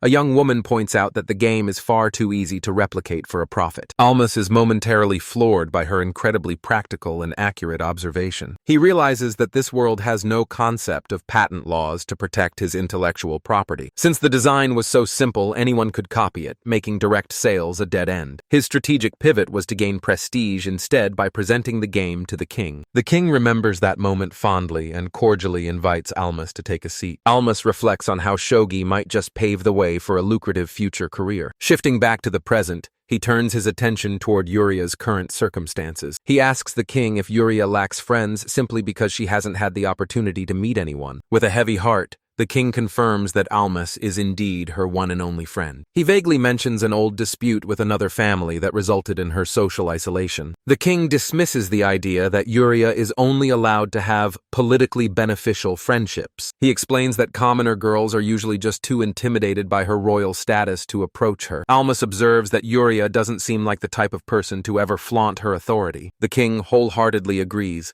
confirming that his daughter isn't that kind of girl. He then reveals that her title as a princess isn't her only notable quality. She possesses a once-in-a-millennium talent, destined to one day become the chief priestess. The king acknowledges that her extraordinary talent is already recognized by everyone in the kingdom. The opulence of the royal hall sets a heavy atmosphere for their critical discussion. He concludes that, above all else, she is his only precious daughter. The king explains that whoever eventually marries Uria is destined to become the next ruler. Because of this, he prefers her to find friends who are completely unaware of her royal status. However, He dismisses the idea of hiding her identity in the capital as an impossible task. Her face is simply too well known for her to ever blend in with the local townspeople. He reflects on how Almas's own friendship with her was a lucky accident born of pure necessity. Almas realizes they need reliable children who won't be intimidated by Uria's high standing. He enthusiastically suggests his own village as the perfect place for her to visit and make real friends. The king is momentarily speechless, stroking his mustache as he weighs the proposal. His face suddenly lights up as he declares the suggestion a stroke of genius. The scene then shifts to a more private, less formal chamber within the palace. Raymond questions his brother's sanity for allowing Uria to enter the dangerous Griffin forest. The king calmly reminds him that Raymond himself had previously cleared the trip as safe. Raymond continues to press the issue, but the king reveals he sent an owl magician to scout the area first. Raymond is left reeling by the incredibly risky reconnaissance mission his brother authorized. It's revealed that soul riding is a perilous technique that puts the caster's life on the line. Fortunately, the king reports that the magician's soul returned safely from the scouting mission. He confirms that Almas was telling the absolute truth about his conversation with the Griffin. Raymond still can't wrap his head around taking such a massive risk just to make a few friends. A heavy silence falls over the room, the weight of the decision hanging in the air. Clutching his cup, the king prepares to reveal the true motive behind his gambit. He drops a bombshell on a stunned Raymond. His ultimate goal is for Uria to befriend the Griffin. Raymond is absolutely aghast, questioning if his brother has truly lost his mind with such an audacious plan. The king sighs, admitting that perhaps his grand vision is a bit too idealistic. Raymond takes a long drink, struggling to process the sheer scale of this unbelievable strategy. The king gazes out toward the horizon, his mind already calculating the future of the kingdom. He then admits that he's also taken quite a personal liking to young Almas. Taking a slow sip, he declares that he'd gladly welcome Almas as a royal vassal. Raymond enthusiastically agrees, praising Almas as a truly exceptional young talent. He marvels at Almas's mastery of mathematics and linguistics, skills far beyond his years. He even suggests that a man of such high competence deserves his own plot of land to manage. The king playfully jokes about adding his own family name to the list of potential in-laws. Caught up in the excitement, Raymond asks if his own family name could be considered as well. The two share a hearty laugh, their shared admiration for Almas bridging the gap between them. Soon after, Uria arrives at the village, radiating cheer as she introduces herself to the locals. Almas explains that thanks to his suggestion, Uria was officially invited for a visit. Surrounded by dense emerald forests, the village remains a hidden rustic sanctuary. Almas notes that she's their first official guest, and she's already winning everyone over with her manners. The villagers stare back in stunned silence, clearly unsure of how to react to this mysterious newcomer. Tetra steps forward, wasting no time as she bluntly asks Uria about her relationship with Almas. Uria playfully wraps her arm around Almas, boldly declaring to everyone that they are lovers. Completely flustered by her sudden claim, Almas desperately begs her to stop joking around. The villagers whisper in disbelief, with one even finding the chaotic situation a bit terrifying. He tries his best to dismiss her words as mere teasing, but she simply responds with a knowing smile. Leaning in close, she provocatively asks if he'd really mind if she was being serious. Before he can answer, a sharp pain jolts through him, causing him to look down at his feet. It turns out Tetra has stomped hard on his foot,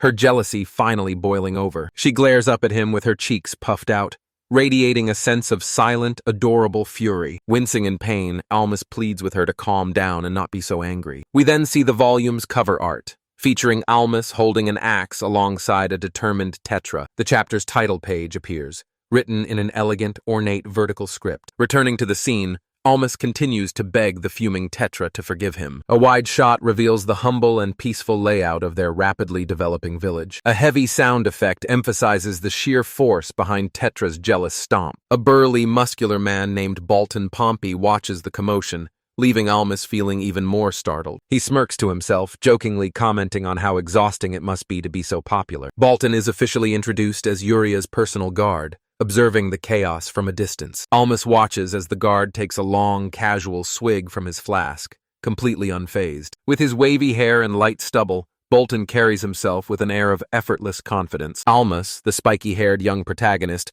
watches him with a mix of worry and confusion. Back in the village, Bolton leans casually against a barrel while Almas eyes him with growing curiosity. Almas is shocked that someone as high-ranking as Uriah has such a meager security detail. Uriah explains that the lack of guards is actually a testament to the king's absolute faith in Bolton's strength. Almas realizes that Bolton must be a legendary warrior to be solely responsible for the princess's safety. Bolton brushes off the praise, jokingly claiming he's just a drunkard who doesn't deserve the flattery. He then suggests with a smirk that it might be more convenient for Almas if he slacked off on his duties. Leaning in close, Bolton asks if Almas thinks the king would be upset if he found out about his behavior. Flustered, Almas quickly forces a smile and insists that Bolton's lax attitude isn't an issue at all. However, Bolton suddenly admits that he's actually keeping a secret from both of them. Almas's mind immediately races to Tetra, who still seems heated from their earlier interaction. A quick flashback reminds us that Tetra is actually the daughter of Lagos Ash,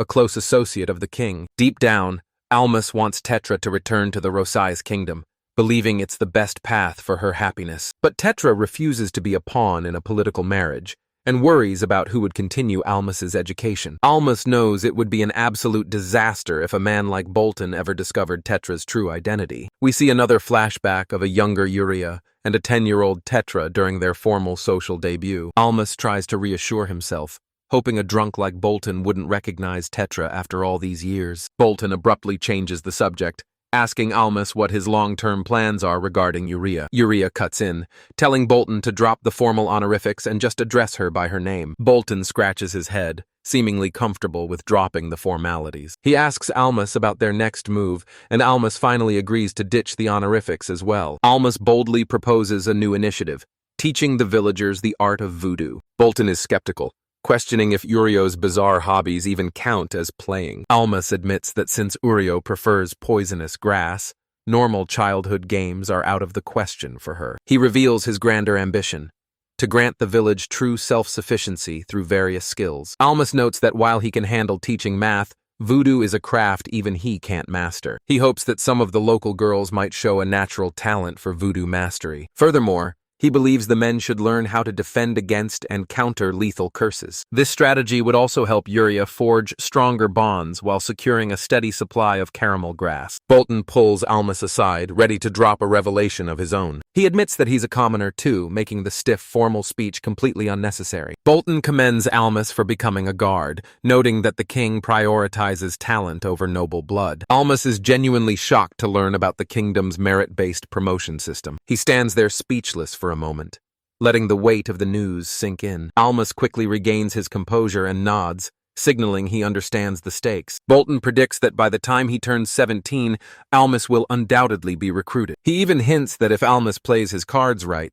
he could be granted his own territory. Bolton explains that the king relies on talented outsiders like Almas to stabilize the fractured nation. Almas ponders the enticing possibility of establishing a powerful dynasty in this new world. Bolton shifts his gaze toward the girls practicing voodoo, skeptical of their actual progress. Almas confidently assures him that since they mastered math, voodoo should be a walk in the park. Bolton shoots him a look of pure doubt, clearly far from convinced. He asks in disbelief if Almas is actually teaching the children complex mathematics as well. Almas proudly declares that his top students have already surpassed Uriah in skill. This revelation leaves Bolton and the surrounding girls completely stunned into silence. He then learns that the children are also being taught how to read and write in Kirishin. Bolton is floored, wondering if Almas is some kind of once-in-a-generation genius at training people. Almas ponders if this level of education will give Ron and the others a shot at becoming bureaucrats. However, he concludes that their ultimate future depends entirely on the king's decree. Bolton then announces it's time to get to work,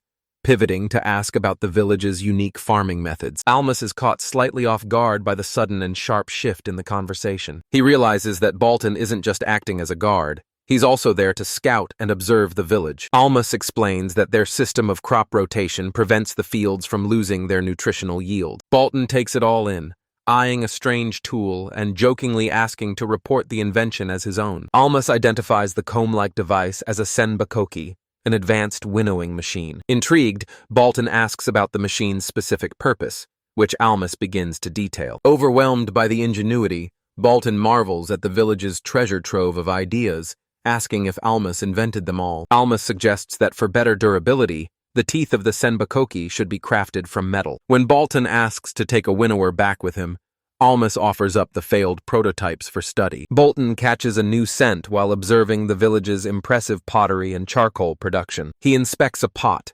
stunned that such a small settlement has already mastered a functional insecticide. Almas points toward a chrysanthemum, explaining its natural properties as a potent insect repellent. Internally, Almas admits that these innovations are actually just souvenirs from his previous life. Bolton reflects on the visit, realizing he's gained far more insight than he ever anticipated. He offers Almas his sincere thanks, knowing this knowledge will be a massive boon for the entire country. Grabbing Almas's hand, a moved Bolton feels the gods haven't abandoned them yet, and vows to recommend him. Their moment is cut short by Yuria, who calls Almas over while telling the drunkard Bolton to get lost. Almas awkwardly apologizes to the official, explaining that the princess is demanding his attention. Yuria looks on with a pout, her expression laced with slight annoyance. She tells Bolton to go drown himself in alcohol, a punishment the old man seems to happily welcome. A transition card reveals a sprawling capital city, signaling the beginning of a brand new chapter. Later, the king summons Almas, first asking how Yuria is adjusting and if she's making any friends. Almas reports that she's having a wonderful time, even showing her delight over a simple caramel herb souvenir. The king acknowledges the update, but his tone shifts as he prepares to discuss a more serious matter. He unrolls a scroll, questioning Almas about the rotary agriculture mentioned in Bolton's official report. The bluntness of the king's question catches Almas completely off guard for a moment. It clicks. He realizes this revolutionary farming technique is the real reason he was summoned to the palace. Almas explains that crop rotation was the catalyst for the 18th century agricultural revolution back on Earth. He confirms it's a proven success, though he struggles to explain the science without revealing his reincarnation. However, Almas adds a caveat. He can't guarantee success until a full 4-year cycle is complete. The king accepts this, requesting that Almas meticulously record and submit all harvest volume data. Tapping his fingers thoughtfully, the king prepares to ask another heavy, crucial question. He asks Almas point-blank if this method could be implemented across the entire kingdom. Almas explains the hurdle.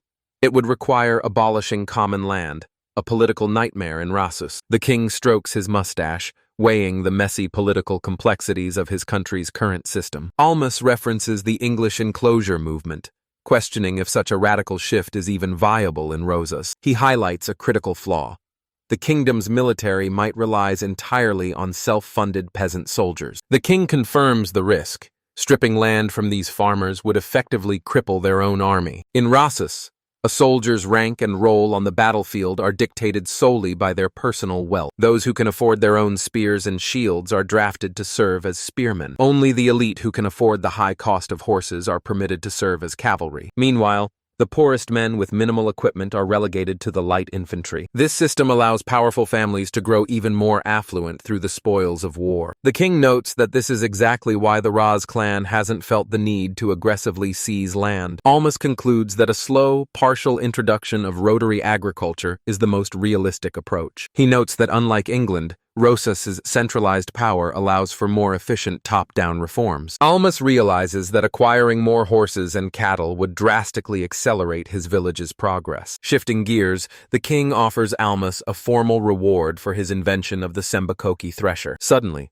a brilliant realization flashes through the young man's mind. With a hopeful expression, Almas asks for a few farming horses. The king generously grants him 2 horses along with a full year's supply of fodder. Almas celebrates internally, stunned that he secured such valuable animals so easily. He equates the king's gift to receiving 2 modern tractors and a year's worth of fuel. Standing before a grand colonnade, the king addresses Almas once more. He admits that he had previously underestimated the young man's true potential. The king now views him as a genius blessed by the mythical Griffin. Almas humbly brushes off the praise, but the king has more to discuss. He requests that his brother, Raymond, be present for their next important conversation. The scene shifts to an elegant, sunlit wing of the palace. Raymond arrives, greeting Almas warmly after their long time apart. With everyone gathered, the king prepares to begin a serious discussion. The 3 men sit at a table as the king asks Almas for his honest perspective. Almas delivers a stark assessment, stating that the kingdom is currently extremely fragile. The king asks for his reasoning, his expression becoming serious and attentive. Almas explains that the nation's power is built solely on bonds of blood and territory. He notes that while the first generation of noble families were fiercely loyal,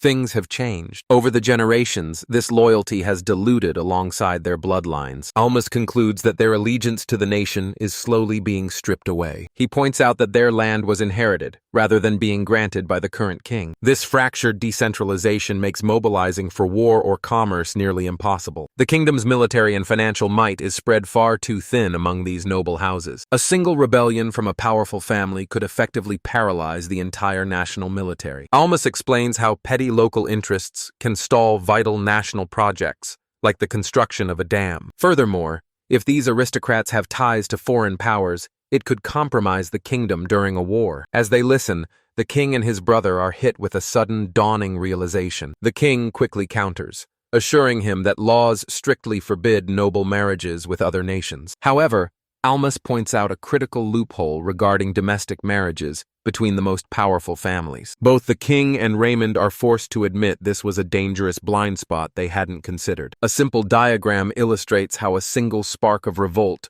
could spread like wildfire through family ties. Intrigued, the king asks Almas for his personal recommendations on how to fix this broken system. Almas silently notes how royalty always seems to get fired up when the conversation turns to politics. After a brief moment of reflection, he confirms that he does, in fact, have a solution ready. With a look of absolute conviction, he declares that the only way forward is total centralization. He draws inspiration from the taika reforms of his previous life back in Japan. He also cites the Meiji government's abolition of the Han system as another perfect historical blueprint. He explains that these reforms would strip local lords of their autonomy and place them under central control. The king closes his eyes in deep thought, finally admitting that they are in full agreement with his vision. Almas is caught off guard, surprised they had already reached the same conclusion on their own. But the discussion isn't over, as Raymond presses him for the exact steps needed to make it a reality. Almas explains that to truly elevate the monarchy, they first need the weight of divine authority. He suggests fabricating a myth, branding the Roses clan as the direct descendants of the gods. Raymond ponders the proposal while Almas admits he isn't well versed in the local folklore. Intrigued, the king asks if there are any other layers to his strategy. Almas adds that they must also strip the rival noble families of their tax and military power. The king listens in silence, stroking his mustache as he weighs the heavy implications. He then reveals that the crown already possesses a secret blueprint for centralization. Almas is stunned to learn that such a radical plan was already in motion. He realizes the King of Roses is far more cunning and capable than he initially thought. However, the king confesses it's a desperate measure he'd rather keep locked away. He grimly compares the strategy to a cooking method that rots the very ingredients it uses. Suddenly, the king doubles over, clutching his stomach as a wave of agony hits him. Almas watches in horror as he notices fresh blood staining the king's hand. The king collapses against the table, prompting his brother to rush to his aid. Raymond supports his fragile brother, who is visibly struggling to stay conscious. The king exhales a ragged, pained breath, desperately trying to steady himself. He weakly apologizes to Almas for showing him such a vulnerable and pathetic sight. Deeply concerned, Almas asks exactly when this mysterious illness first took hold. With a weary, haunted expression, the king reveals he's been suffering for 10 long years. Almas is left speechless, shocked that the king has endured such torture for a decade. He wonders if this is the true reason behind Uriah's obsession with voodoo magic. The king offers a non-committal grunt, acknowledging Almas's unspoken realization. Raising a withered hand, he admits that even voodoo is powerless against his terminal illness. Almas doesn't mince words, bluntly asking the king exactly how much time he has left. The king glares back, declaring that such information is far above Almas's pay grade. Almas falls silent, his expression hardening as he awaits the king's final orders. The king delivers his ultimate assignment: finalize the centralization plan before he draws his last breath. With a determined smirk, Almas vows to see the mission through to the end. Back at the settlement, a young girl sprints through the village, announcing Almas's return. She breathlessly tells the other children that he's brought back something incredible. A striking cover illustration showcases our protagonists, Almas and a mysterious young woman. A girl points in sheer astonishment at the figures approaching the village gates. And with that, we dive straight into chapter 14 of the story. From a distance, the villagers spot a heavy line of pack animals drawing near. Almas leads 2 majestic, heavily laden horses into the center of the village. The villagers swarm out to greet him, welcoming their leader back from his journey. Cries of pure amazement erupt from the children as they marvel at the two horses. One young boy reaches out in awe, touching a horse for the very first time in his life. Another child is quickly scolded for being a bit too rowdy around the massive animals. Amidst the chaos, a stoic, silver-haired girl sits silently atop one of the steeds. Rosewood stares at her, his face etched with pure shock. The silver-haired beauty gazes back with a cold, stoic expression. Dressed in light, revealing attire, she holds the horse's reins with practiced ease. Confused,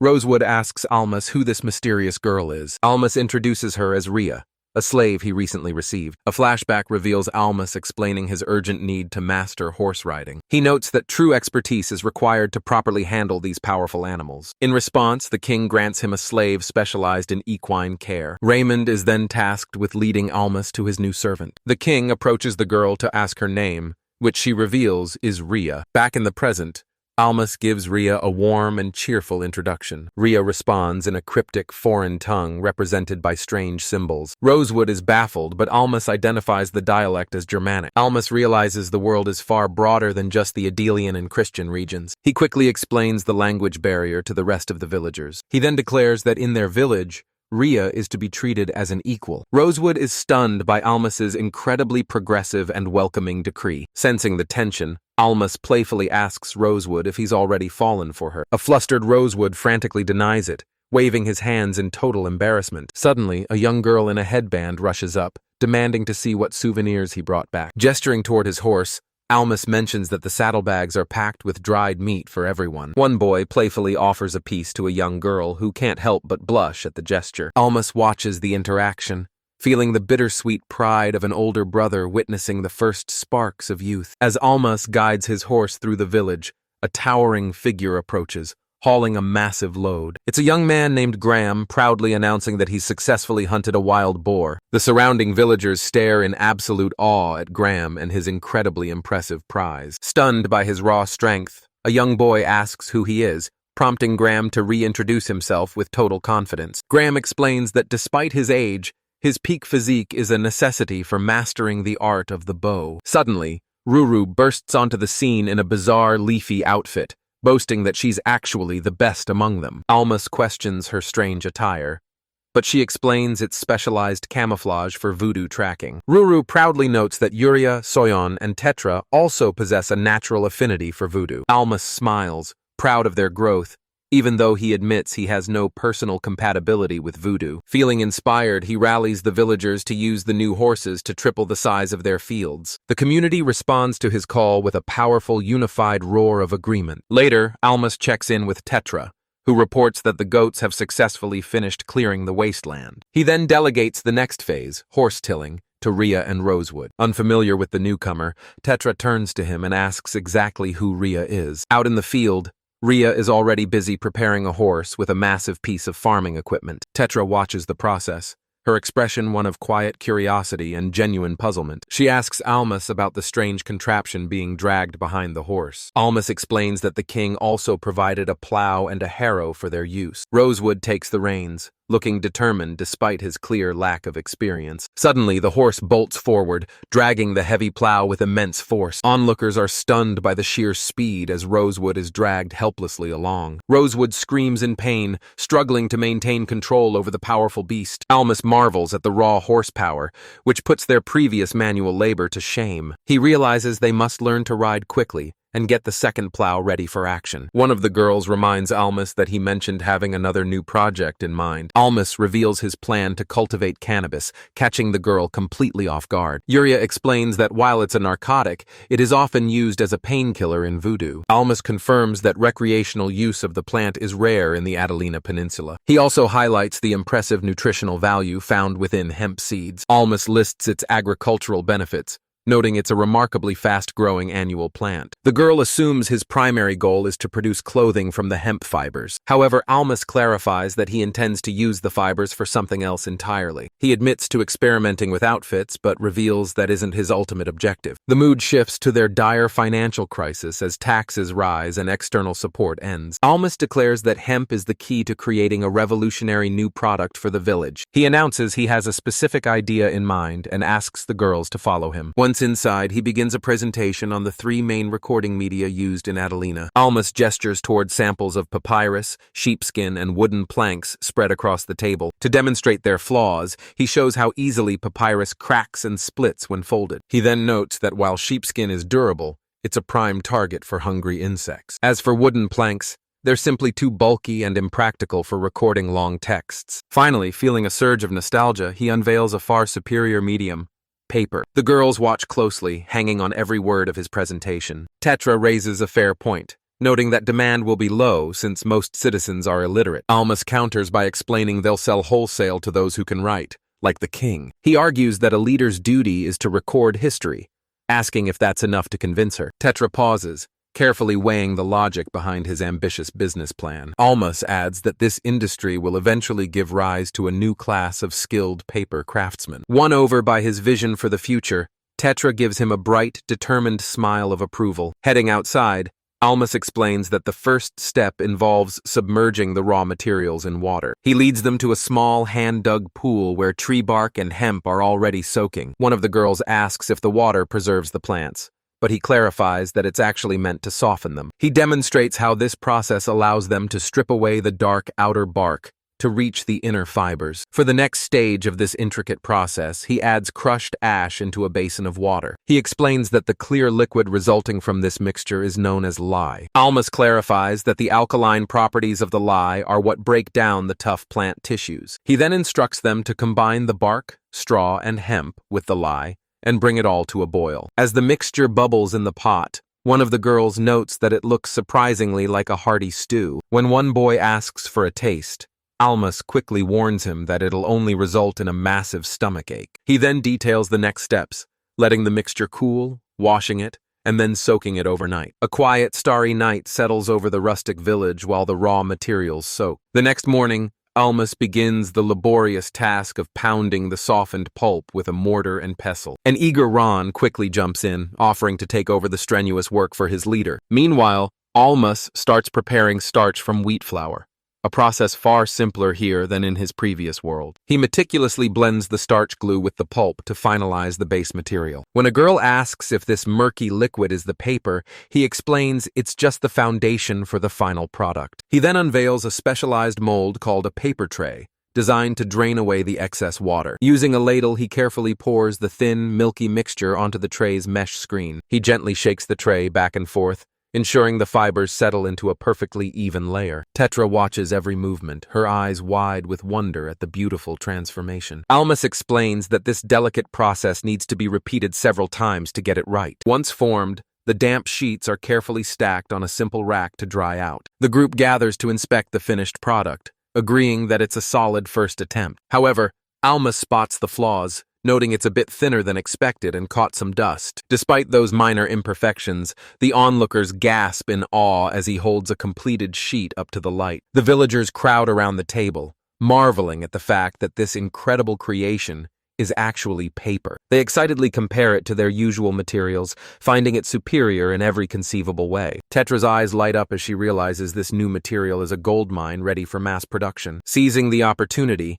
Almas decides to pitch their historic invention to the king of Rassus himself. Arriving at the palace, Almas formally unveils the revolutionary material before the monarch. On the grand palace steps, the king graciously accepts the offering from the young prodigy. He carefully unfurls a single sheet, scrutinizing its texture and quality with a keen eye. Stroking his chin in contemplation, the king declares the product to be nothing short of magnificent. To put it to the ultimate test, he takes a quill and ink to see how the surface holds the stroke. Almas proudly introduces the paper as the flagship product of his humble village. Clearly impressed, the king immediately announces his intent to purchase their entire inventory. Almas beams with pride, celebrating the first major victory of this high-stakes negotiation. However, the king's expression soon shifts, signaling a transition to a far more serious matter. With a sharp, calculating gaze, he demands that Almas reveal the secret behind their production method. Almas doesn't flinch, calmly asking if the king can guarantee their profits if he surrenders the secret. The king lets out a boisterous laugh,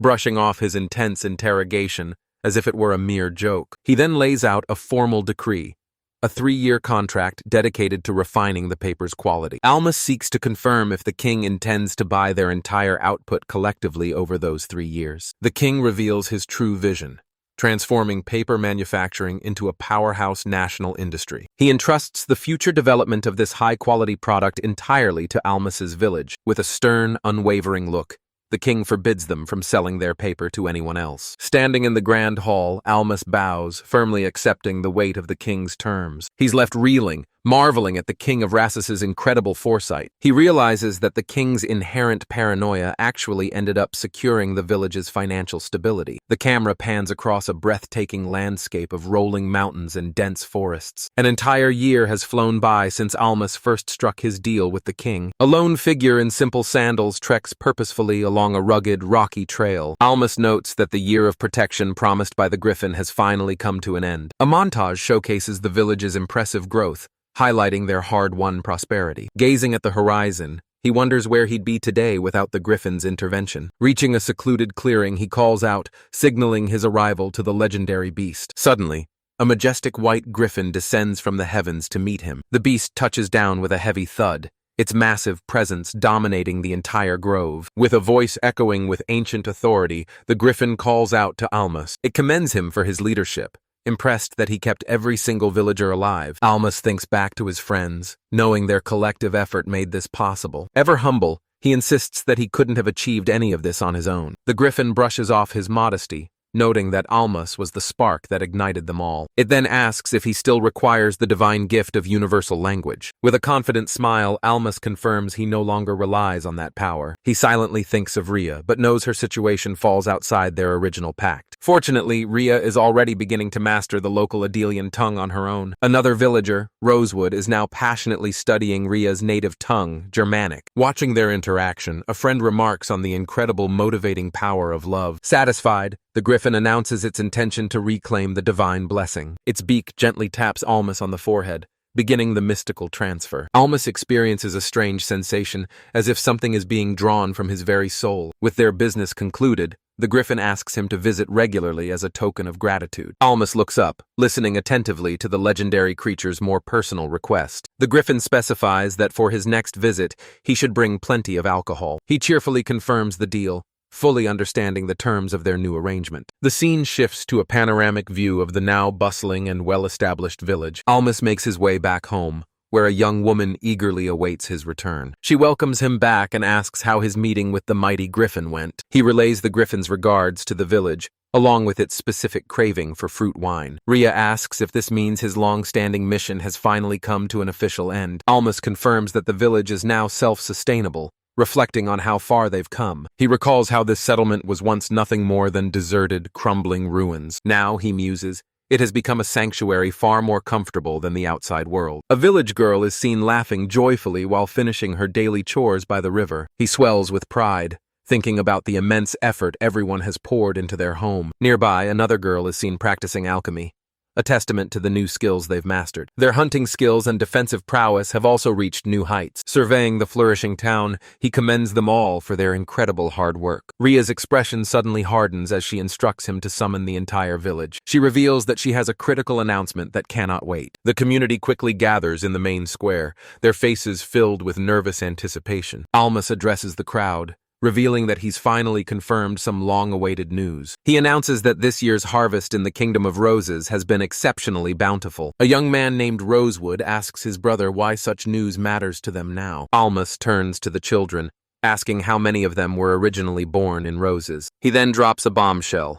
They are finally free to return home to their parents. He clarifies that every child born within the Kingdom of Roses is permitted to go back. A large portion of the crowd, including Rosewood himself, hails from that very kingdom. Almas silently weighs the massive labor shortage their departure will inevitably cause. Despite the logistical nightmare, he knows in his heart that this is the right call. He firmly believes that no child should ever be robbed of growing up beside their parents. Now that his pact with the Griffin is fulfilled, he believes they've earned their freedom. The children exchange glances, their faces a complex mask of conflict and uncertainty. He vows to the remaining others that he'll find a way to get them home someday too. Rosewood steps forward, his gaze fixed on Almas with an uncharacteristically serious tone. He snaps at Almas with a sharp, biting question, asking if he's actually an idiot. Almas is stunned, wondering if losing his divine blessing has robbed his words of their weight. Rosewood steps forward, explaining that while they might love their parents, the fact remains they were abandoned. He argues with raw intensity that being cast aside like trash is an unforgivable sin. Another girl chimes in, pointing out there's zero guarantee they'd even be welcomed back with open arms. They could be driven out again, or worse, sold off into a life of slavery. The group stands united, declaring they wouldn't dream of returning to the families who discarded them. Almas is left utterly speechless, silenced by the sheer weight of their collective rejection. This crushing reality check forces him to re-examine the naive beliefs he's held so dear. He finally recognizes the grim truth. Returning only invites the cycle of neglect to repeat itself. A surge of self-doubt hits him hard, and he curses himself for letting sentiment cloud his logic. A stinging memory resurfaces, the crushing loneliness of his own childhood as an orphan. He realizes this was his own trauma talking. He was selfishly projecting his ideals onto everyone else. Then a young girl speaks up, offering a simple, grounding truth. Everyone here loves you. This sudden confession catches him completely off guard, leaving him visibly shaken by their devotion. A spiky-haired boy begs him not to turn his back on them, pleading for him to remain their leader. Another villager adds that their bond is special precisely because they aren't family.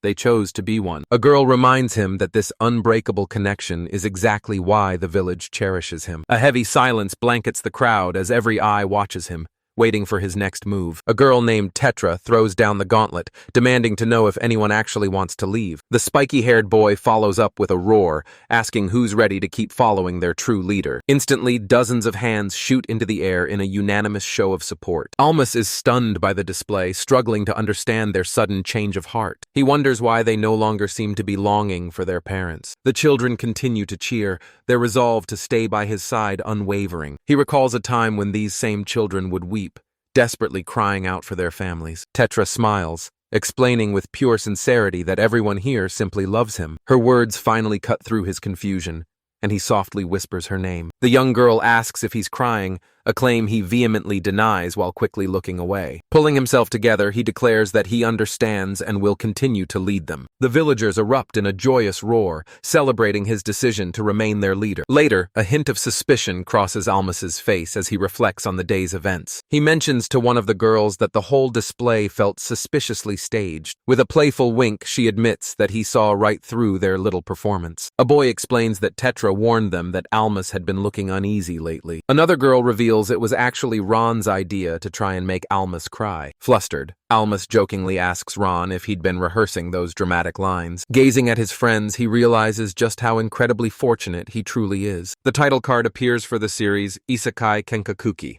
along with the creator credits. Suddenly, Almas looks up in shock as he addresses a girl named Uriah. Nearby, a group of girls sits in a meditative circle, complaining that voodoo magic is actually quite boring. Uriah, their instructor, grants Almas permission to observe their barrier training, from a safe distance, of course. She delivers a stern warning, demanding he stay silent so as not to break the student's concentration. Just then, another girl named Tetra approaches Almas, offering him what she calls a supplement. Almas narrows his eyes in suspicion, questioning if this sketchy voodoo concoction is even safe to consume. Tetra insists it's perfectly fine, though Almas is more concerned about her skimpy outfit in this freezing weather. Not wanting to risk his own life, Almas decides to test the mysterious liquid on a group of nearby goats instead. He kneels down, coaxing the hesitant animals to take a sip of the strange, bubbling brew. As soon as one goat tastes it, its eyes bug out in a look of absolute mind-bending shock. Suddenly, Almas is hit with a wave of pure affection as the goat begins staring at him with literal hearts in its eyes. Uriah notices the commotion and snaps at Tetra,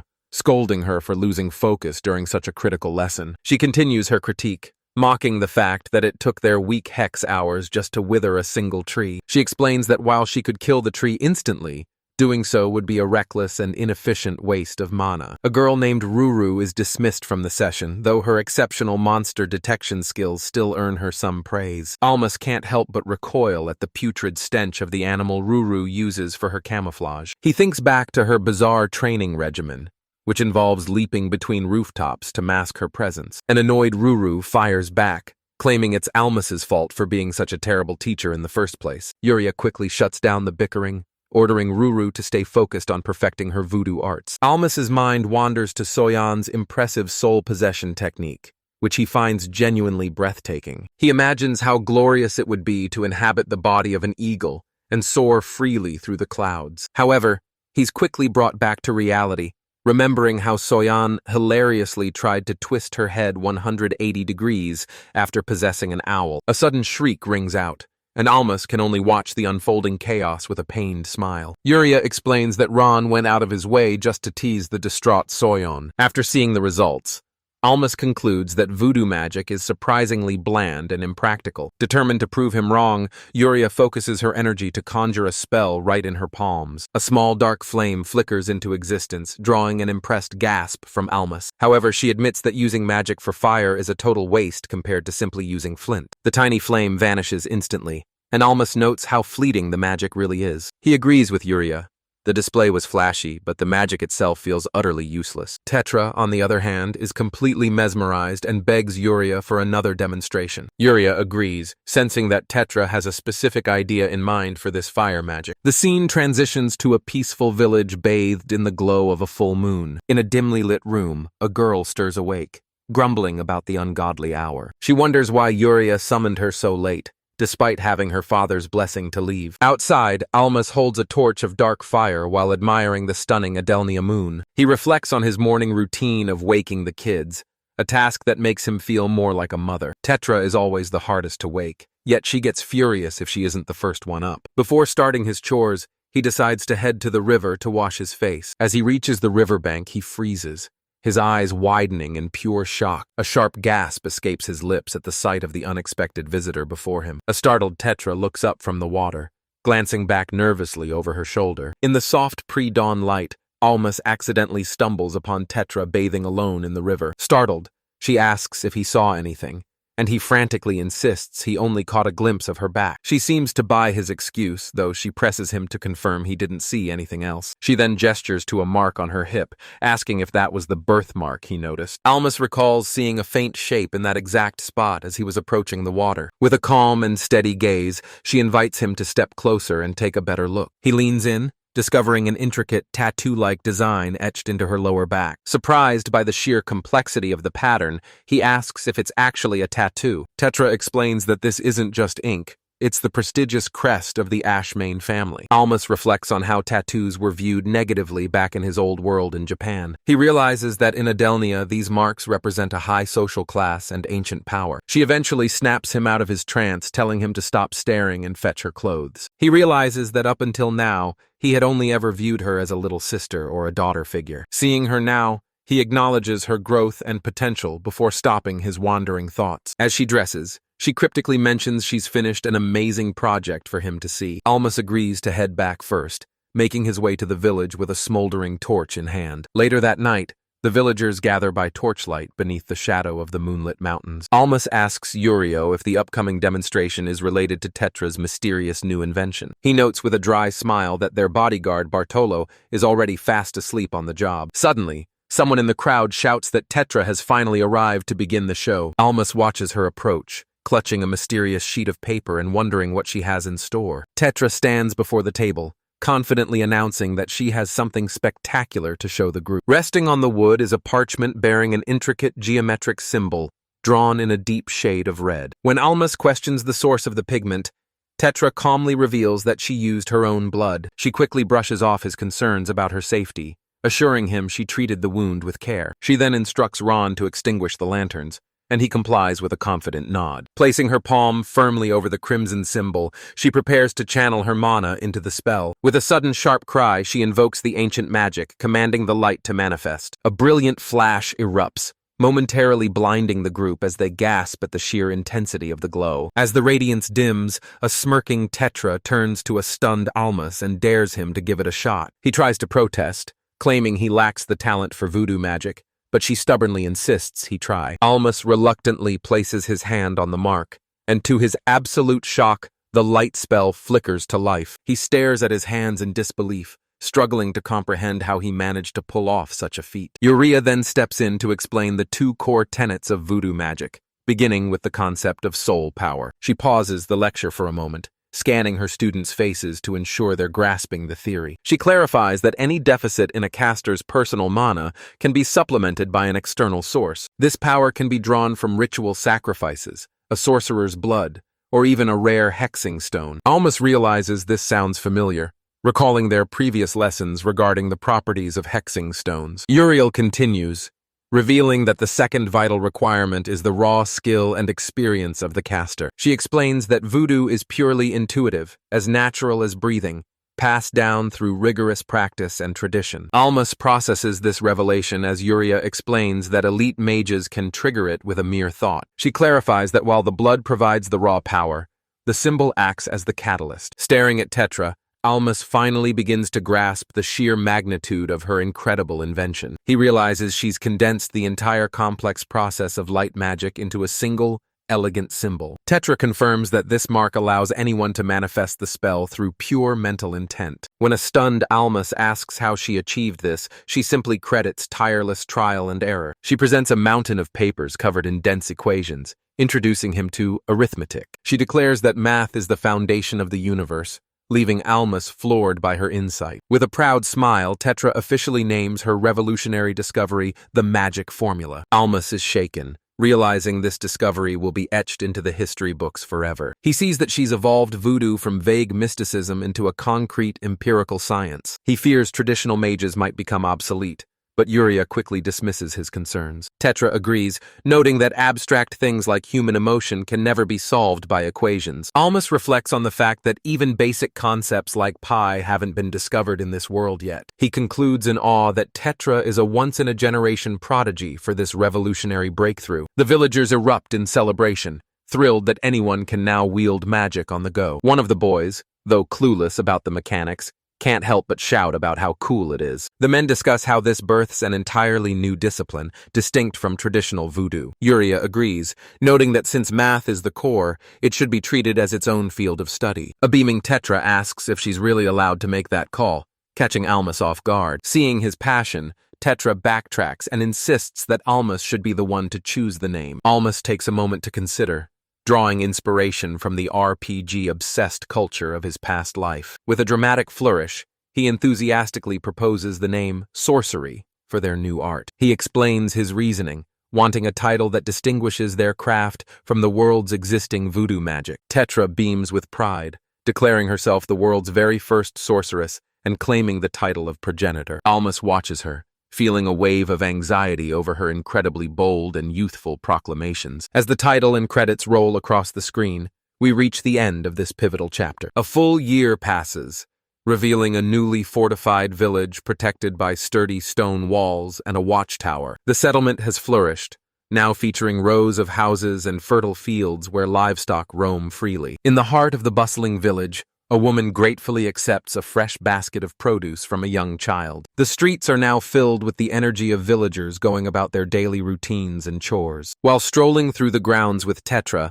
Almas reflects on how lively their home has finally become. He notes with genuine surprise that their population has already surged to 70 people. Graham and his crew approach the duo, happily reporting that they've finished repairing the latest roof. Almas pulls Tetra aside, quietly asking if the new adults are giving Ron any trouble. Tetra reassures him that they are all good people who have grown remarkably attached to Ron. She explains that these newcomers bring both immense physical strength and vital survival knowledge to the community. Thanks to their combined labor, the village has expanded its fields, guaranteeing an abundant harvest. Tetra confirms their food stores are overflowing, as they now produce far more than they can consume. With the community finally stable, Almas entrusts the village to Tetra and prepares to head out on a mission. He ventures deep into the heart of the lush, sun-dappled forest alone. Reaching a secluded clearing, he kneels and offers a large pot of wine with the utmost respect. With a look of pure sincerity, he waits for the forest's guardian to grace him with its presence. Suddenly, a majestic white griffin descends from the heavens, landing right before him. The beast regards him with piercing, intelligent eyes, acknowledging his presence. The massive creature leans down, dipping its powerful beak toward the offering. Almas explains that despite the small quantity, this wine is a rare and valuable commodity. When the griffin asks how the village is faring, Almas reports that they are thriving. With a stern gaze, the creature claims it barely lifted a finger to assist their success. Still, it accepts the gift and inquires if the village's harvest was a fruitful one. The Griffin expresses its genuine satisfaction upon hearing of their continued prosperity. It even promises to intervene again should the village ever fall back into ruin. But the creature isn't finished.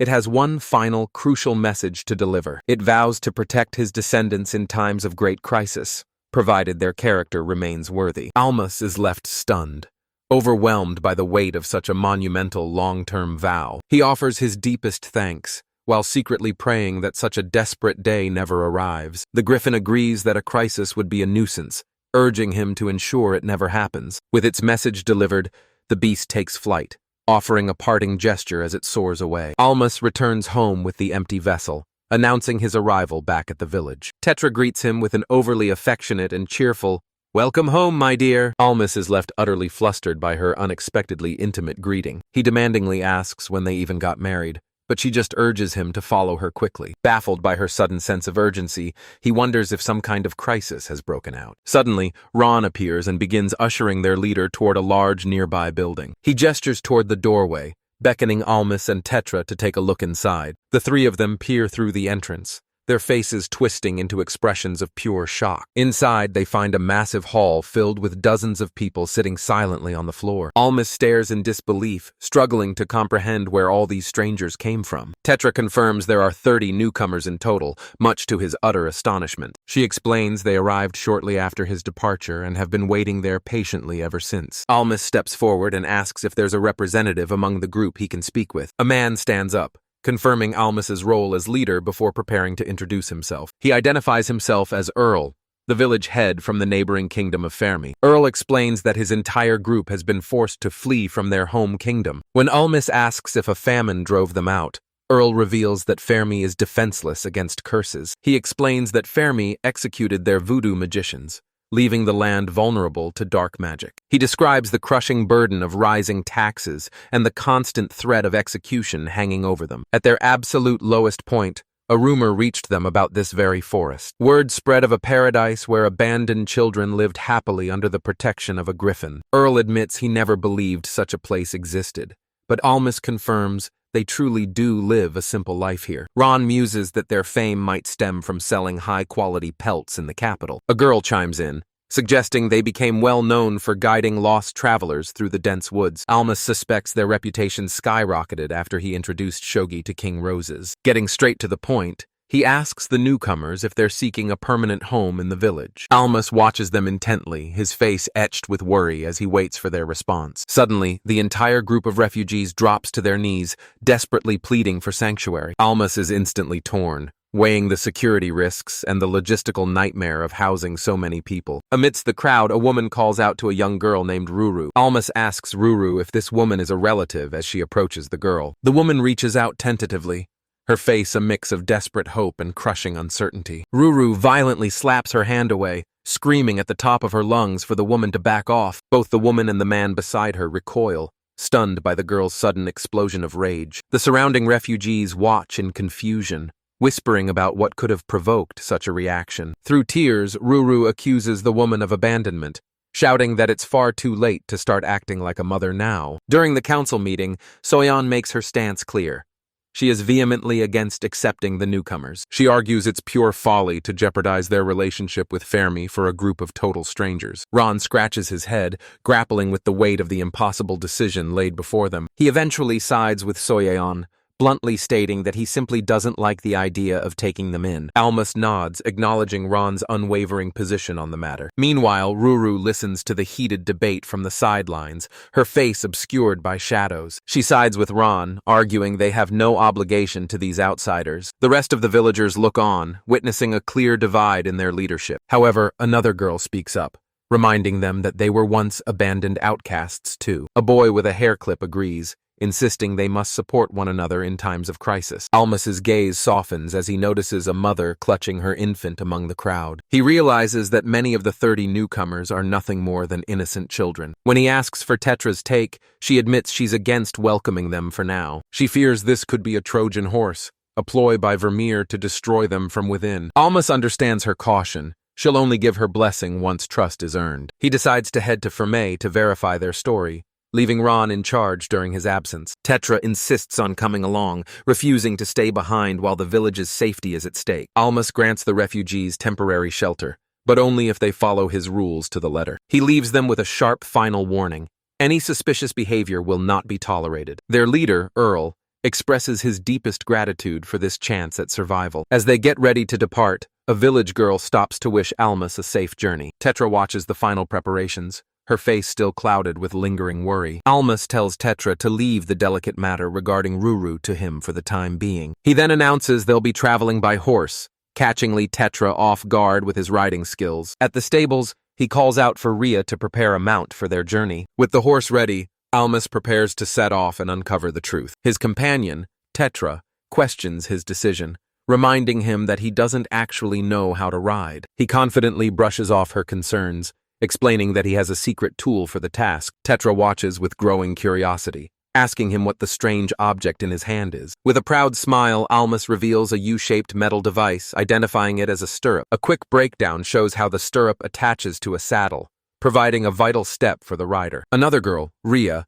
questions the point of a foothold, noting that saddles are already common. Almas explains that while Rhea is a natural, he personally can't handle a horse without stirrups. He recalls his past life, where the lack of stirrups once made mounted combat an absolute nightmare. Now, with this invention, he claims that even a complete beginner can learn to ride with ease. As Tetra examines the ironwork and asks how it was made, Almas tells her to keep it a secret. He reveals that their friend Yuria forged it for him before inviting Tetra to mount the horse. With a gentle smile, Tetra agrees to keep his secret and joins him for the journey ahead. Almas pulls Tetra up behind him, though his sudden jerky motion catches her off guard. She asks him to be a bit more careful, and he offers a quick apology for his rough handling. Rhea waves them goodbye as they ride out of the village and into the vast, open wilderness. An expansive, cloudy sky stretches over the horizon, marking the official start of their trek. As they trek through the landscape, Tetra breaks the silence to speak with Almas. She asks him if King Fermi has always been known as such an ambitious man. She reflects that despite his ambition, there was a time when everyone truly loved him. Almas notes that the current state of the refugees suggests a deep, growing hatred for the king. A flashback reveals King Formé as a benevolent ruler who once shared a close bond with Tetra's father. With her back turned, Tetra softly confesses that she never truly hated him in the past. Almas acknowledges her feelings as they continue their trek along a towering rocky cliffside. As the sun dips below the horizon, Almas decides it's time for them to settle down and make camp. They rest by a flickering campfire while their horse grazes peacefully in the moonlight. The next morning, the rhythm of galloping hooves signals the continuation of their journey. They eventually reach a vantage point overlooking a quiet, desolate town nestled within the valley. Almas notes that the settlement looks exactly like the one described by the refugees. Spotting a few figures in the empty streets, he decides to approach them for information. He calls out to a soldier, who turns around with a look of genuine surprise at their arrival. Gesturing toward the ghost town, Almas asks the guards what exactly happened to this place. The two soldiers share a weary glance before one finally prepares to give them an answer. The man begins to describe the sudden and eerie disappearance of all the villagers. He reveals that the entire population abandoned their homes in the dead of night. With a hint of annoyance, the soldier adds that they are currently forming a search party. A bewildered Almas asks why an entire village would suddenly flee from their own homes. A female soldier chimes in, explaining that the crushing taxes had finally become unbearable. As she walks past, she emphasizes that the mass exodus was driven by extreme taxation. Suddenly, the first soldier grows suspicious and demands to know Almas's business there. His hand drifts toward the hilt of his sword in a subtle yet unmistakable threat. The soldiers watch closely as Almas and Tetra navigate the desolate streets. To avoid suspicion, Almas quickly concocts a cover story, posing as traveling merchants. In a surprising show of hospitality, one soldier offers them some dried fruit. Between bites, the man remarks on how envious he is of their fine horse. His attention then shifts to Tetra, curiously asking Almas if she is his wife. Playing along, Almas gives a subtle wink and confirms they are indeed newlyweds. A flustered Tetra stammers out her agreement, desperately trying to maintain the act. Almas leans into the merchant role, asking if the men are looking to buy any goods. The soldier declines, lamenting that they can barely even afford to feed themselves. However, the guards greedily accept Almas's offer of free food, revealing their desperation. Seizing the moment, Almas shifts the conversation to probe for more information. He asks how they intend to track down the villagers who fled the town. The soldier gestures toward the nearby forest, where their investigation is currently focused. As they snack, the soldiers mock the idea of the villagers searching for a Griffin's paradise. Almas feigns ignorance, questioning if searching such a massive forest is even possible. The soldier scoffs, boasting that their country employs powerful voodoo magicians. Almas then notices a mysterious hooded woman nearby, petting a massive wolf-like hound. The soldier explains that these dogs will sniff out the fugitives in no time. The female soldier sighs, wishing their voodoo magic could be used for something more peaceful. Almas watches with growing concern, realizing they're using soul writing to control the beasts. A soldier trembles at the thought of trespassing into the Griffin's forest territory. Paralyzed with fear, a female soldier reminds him that the king's orders are absolute. She notes that their sovereign fears neither the gods nor the threat of divine retribution. The first soldier clarifies that the king's only focus is hunting down those unforgivable fugitives. Then, he reveals their sinister objective. The villagers are to be brought back as cold, lifeless corpses. From the shadows, Almas eavesdrops as the soldiers grumble about their impending deployment. Nearby, a hooded traveler with a dog laments the harsh conditions, frustrated by the lack of business. Almas quietly thanks a soldier for the intel, handing over a pouch of coins for his trouble. As they depart, a soldier watches Tetra, dismissively calling her a sweet little girl. Tetra's voice quivers with panic, certain that the soldiers are headed straight for their home. Almas confirms they've gathered enough intel and urges the group to ride back with haste. A villager hauls open the heavy wooden gates as the group finally reaches the settlement. A man rushes out to meet them, and Almas immediately reports that Earl and the others are innocent. Almas dismounts with practiced grace, gently lifting Tetra down from her seat. Sensing the ticking clock, he orders his subordinate to summon everyone for an emergency council. The village elders assemble quickly, their faces etched with deep concern. Almas drops the bombshell.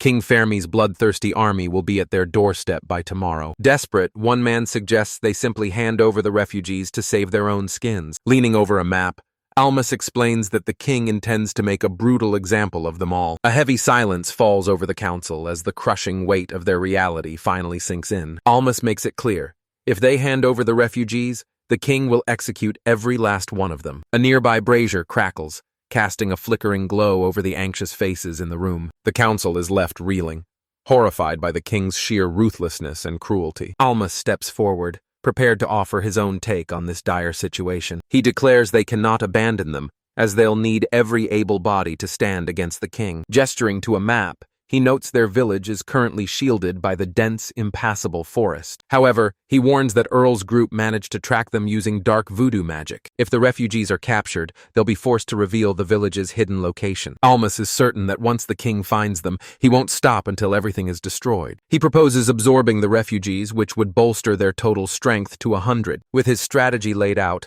Almas asks the council members for their final thoughts. One man speaks up, agreeing that they should help since these people are innocent. Another concurs, stating that unity is their only real chance at survival. Almas listens intently to their opinions, his expression grave and focused. A woman argues passionately that leaving the refugees to die would be an unforgivable act of cruelty. All eyes then turn toward Ruru, the quiet girl who has remained silent until now. Ruru reveals the refugees are her own parents and pledges her support, refusing to repeat the mistakes of the past. Almas calls for a final vote, asking if anyone stands against his proposal. With the decision finalized, he declares they must intercept Earl and his group immediately. The cover art for this volume showcases the young man and woman at the heart of the journey. A small crowd gathers at the rustic entrance of the village. Almas officially announces their decision to grant the refugees temporary shelter. Overwhelmed with emotion, the newcomers express their profound relief and gratitude. However, he sternly warns them that their stay is contingent on their behavior. Their leader bows humbly, promising to keep his people in check. Meanwhile, Tetra hesitates, wondering if she should mention the looming threat. The refugees hang on every word as their fate is finally decided. Suddenly, a messenger sprints into view, his panicked arrival causing instant alarm. He gasps out the terrifying news. King Fermi's soldiers are closing in. Almas demands their location just as Tetra rushes to his side to assist. Activating her detection magic, she confirms the hostile army is fast approaching. A confused refugee cries out, asking Almas what's going on. Almas reveals the grim truth. King Fermi is actively hunting his former subjects. A wave of pure horror and shock washes over the gathered crowd. He explains the king's twisted plan, Their deaths are meant to serve as a warning. Despair sets in as they realize they haven't escaped the tyrant's wrath after all. One man tries to maintain order, shouting for the panicked crowd to remain calm. Their leader, Earl, can only watch with a look of crushing guilt on his face. He steps forward, apologizing for the immense danger he's brought to their doorstep. But Almas brushes it off, stating they're already far too involved to turn back now. He expresses his conviction that the king's invasion was inevitable regardless of their actions. Earl stands stunned by the young leader's unwavering determination. He then requests that he and his people be allowed to join the struggle. Kneeling before a surprised Almas,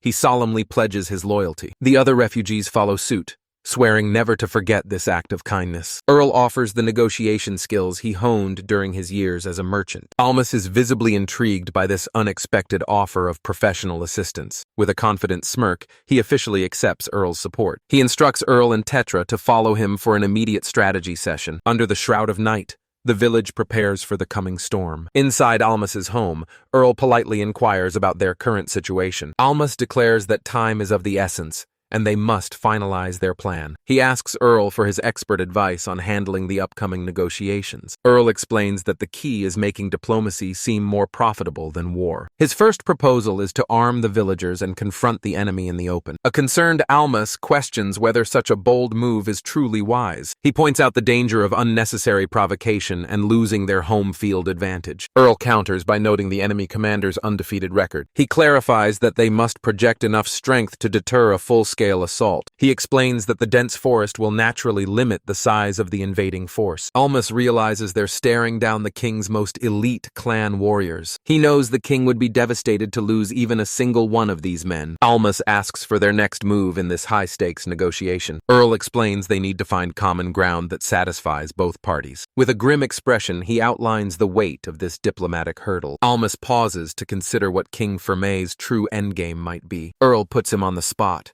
asking what he thinks the king is really after. Almas guesses the king wants them dead, but he's wide of the mark. He fears this implies he'll have to sacrifice some of the refugees. Earl firmly shuts that down, explaining that such a move saves nobody. He reveals the king's real goal, to turn them into a gruesome warning. He clarifies that they only need to be dead on paper, not in reality. Almas catches on, realizing the king just needs evidence of their demise. Earl points out how impossible it would be to transport dozens of bodies. He suspects the king will settle for their clothing as proof of the kill instead. A stressed Almas worries about the cost of replacing everyone's clothes. Earl quickly reassures him that such drastic measures won't be necessary. He holds up a simple ring, declaring it's all the proof they need. Confused, Almas asks what a cheap bronze ring could possibly achieve. Earl explains a local custom involving children crafting these rings. This ring serves as a sacred rite of passage into adulthood. He declares that the modest band is now more precious than any rare jewel. As Almas inspects the ring, he notices a distinct carving etched into the surface. Earl explains that the mark is a clan seal,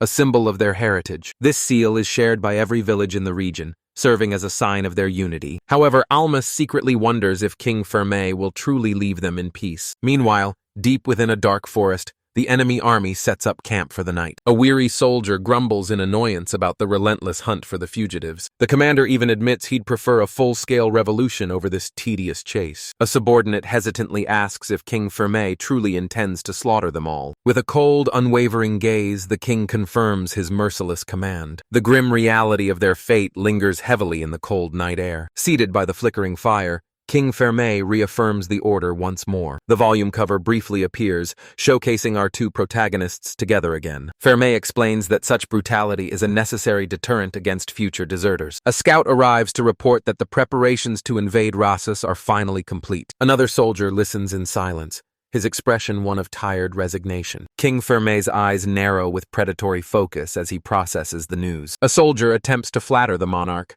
showering him with praise for his immense strength. But the king immediately snaps back, disgusted by the man's pathetic sycophancy. A soldier reminisces about their decisive triumph over a man named Logos. Another reveals that their true driving force was a deep-seated hatred for the Ash family. The praise continues, with the men hailing Fermi as a tactical genius. The king stays silent, his eyes reflecting the flickering flames as he broods over the past. He finally speaks, lamenting his greatest failure, allowing his enemy's daughter to slip through his fingers. One of his subordinates listens intently, his expression growing grim. He confidently asserts that there's no way a 10-year-old girl could have survived on her own. He grimly concludes that she was likely torn apart by wolves long ago. Suddenly, a scout bursts in with urgent news. They've finally located their targets. The king demands their exact location while the scout struggles to catch his breath. He reports that the hounds tracked the fugitives' scent directly to a nearby village. King Fermi is blindsided, shocked to hear that a village even exists in this desolate region. He asks if this is the fabled settlement rumored to be under a Griffin's protection. He confesses that he'd always dismissed those legends as mere exaggerations. His men begin to panic, terrified at the prospect of facing a godlike entity. Fermi remains composed, assuring them that Griffins rarely meddle in the affairs of mortals. A skeptical soldier speaks up, questioning how the king can be so certain. The king reflects on a moment from his past when he was lost and encountered the beast himself. He vividly recalls the creature's booming voice granting him safe passage through the woods. In a flashback, the majestic griffin declares that its true domain lies much deeper within the forest. King Ferme's men breathe a sigh of relief, placing their absolute trust in their leader's judgment. The soldiers erupt into cheers, eager to begin their march on the griffin's village. Under the cover of a starry night, the army advances toward the settlement tucked away in the mountains. From a high ridge, King Ferme surveys the target, noting its surprisingly impressive scale. One of his subordinates estimates the village's population to be roughly 100 strong. Another soldier scoffs at their primitive fences, dismissing them as useless against a professional army. Suddenly, movement from the village below catches the king's sharp eye. A group of defenders emerges from the gates,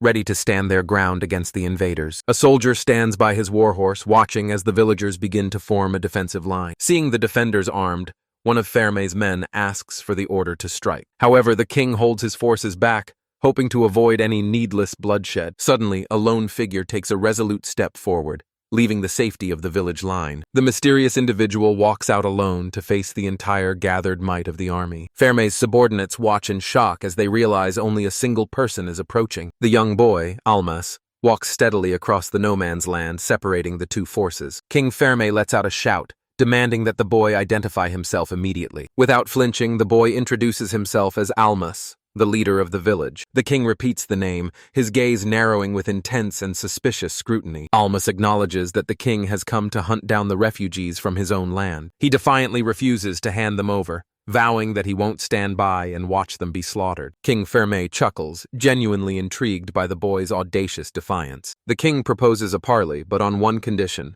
Almas must approach him alone. Unfazed, Almas accepts the terms, prepared for the high-stakes confrontation. He marches across the desolate, dark terrain toward the massive, waiting army. The enemy soldiers whisper in awe, stunned by the young boy's sheer bravery. Almas signals his followers to stay calm and avoid any reckless movements. Behind him, his companions watch with bated breath, whispering his name in fear. One friend anxiously suggests they move closer, unable to stand the distance. However, another sternly commands Graham to stay put and trust in Almas. Graham kneels with his sword ready, confidently stating that Almas has everything under control. A young woman clasps her hands together, her face a mask of silent, desperate prayer. Her mind is filled with a single frantic plea: "Almas, please don't die." Reaching the king, Almas offers a formal greeting, his expression cold and composed. A title card flashes, highlighting the two figures destined to change the world. King Ferme sits tall atop his steed, his back turned as he awaits the boy's arrival. Almas asks if he should step closer so their negotiations can officially begin. The king refuses,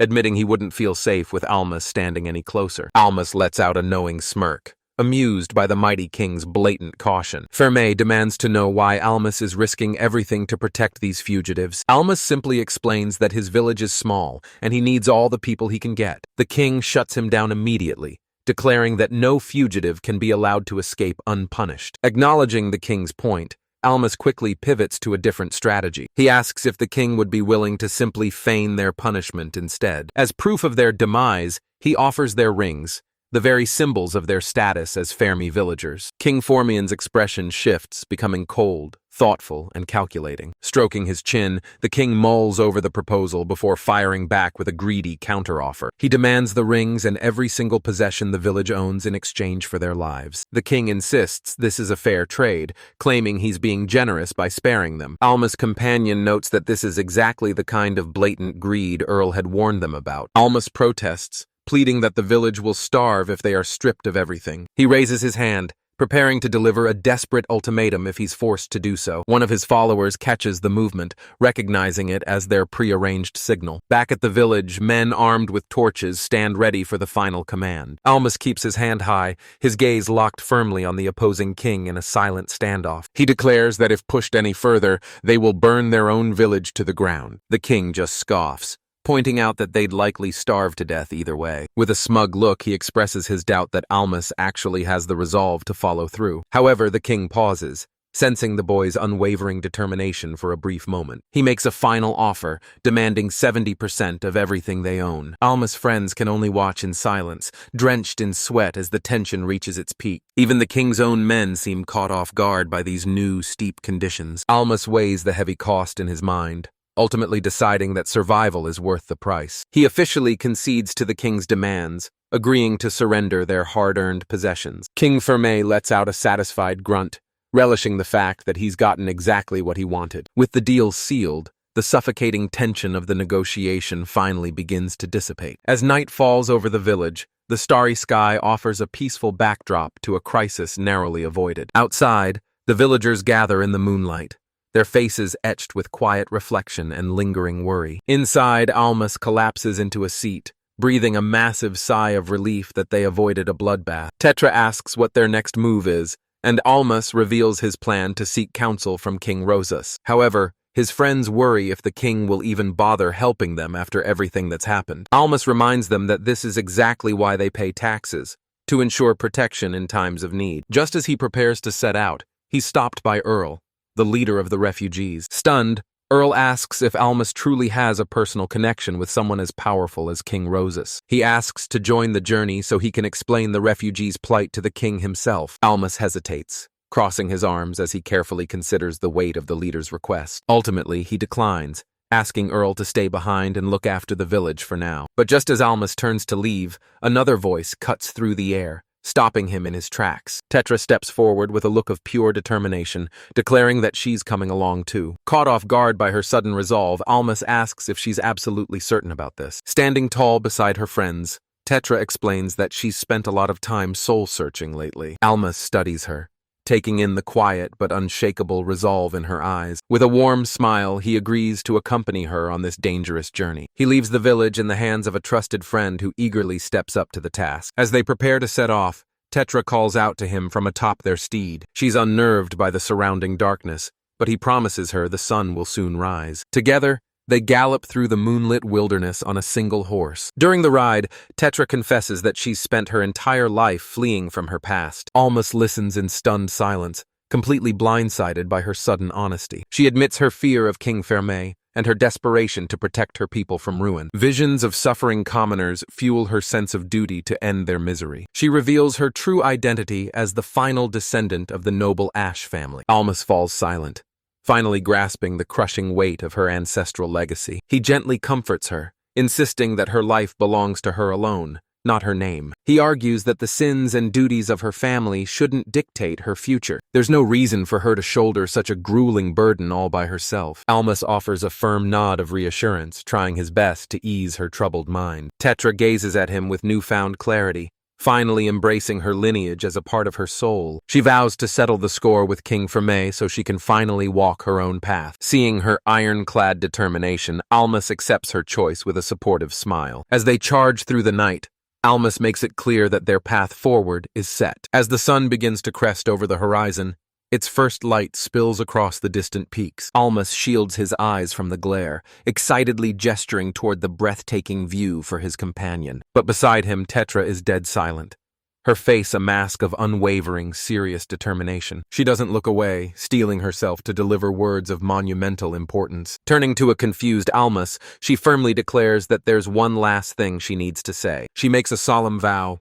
Once her conflict with King Ferme is settled, she's going to marry him. In a sudden explosion of emotion, she screams her proposal, her face flushing a deep shade of crimson. Overcome by her own audacity, she continues to shout, repeatedly demanding that he marry her. Her desperate plea echoes through the air, leaving a completely bewildered Almas frozen in absolute shock. Later, as they ride through the forest, Almas finally finds his voice, commenting on just how sudden that proposal was. Still blushing, Tetra reminds him of the time he called her an important person. Alma sighs, gently explaining that his words didn't quite have the romantic nuance she's imagining. Realizing they need a real heart-to-heart, he asks to dismount so they can both calm down. In the stillness of a forest clearing, the two stand face to face, ready to settle things once and for all. Now composed, Tetra looks him in the eye and calmly, sincerely, asks him to marry her once more. Alma studies her, his expression heavy as he carefully considers the weight of her request. He starts by being blunt.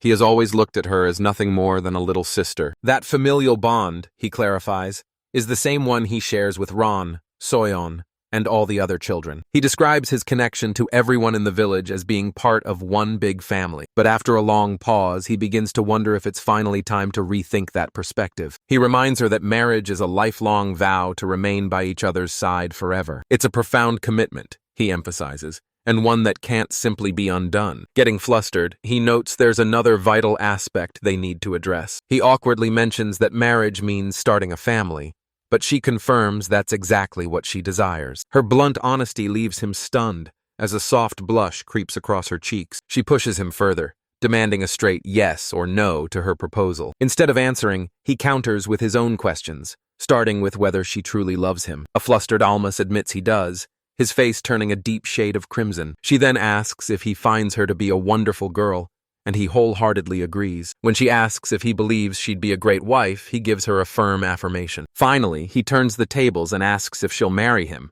but she shockingly says no. A stunned Tetra is confused by her own reflex as Almas explains he can't accept her proposal. He tells her that as a man, he feels it's his responsibility to be the one to ask. In the silence of the clearing, he drops to one knee and gently takes her hand in his. Looking up with raw emotion, he asks her the most important question of his life. He calls out her name, his eyes filled with hope while she stares down in disbelief. Overwhelmed with happiness, Tetra screams her acceptance and dives into his arms. He holds her tight, wearing a peaceful, happy smile as they share their first embrace. However, the moment is brief as Almas reminds her they must reach King Roses's kingdom before they starve. He then nervously wonders if he just triggered a massive death flag by getting engaged. Upon arriving in the grand capital, Almas explains their desperate situation to the man on the throne. King Rosses listens intently, acknowledging the brutal hardships the group must have endured. Moved by their plight, the king promises to provide enough food to sustain them for an entire year. In return,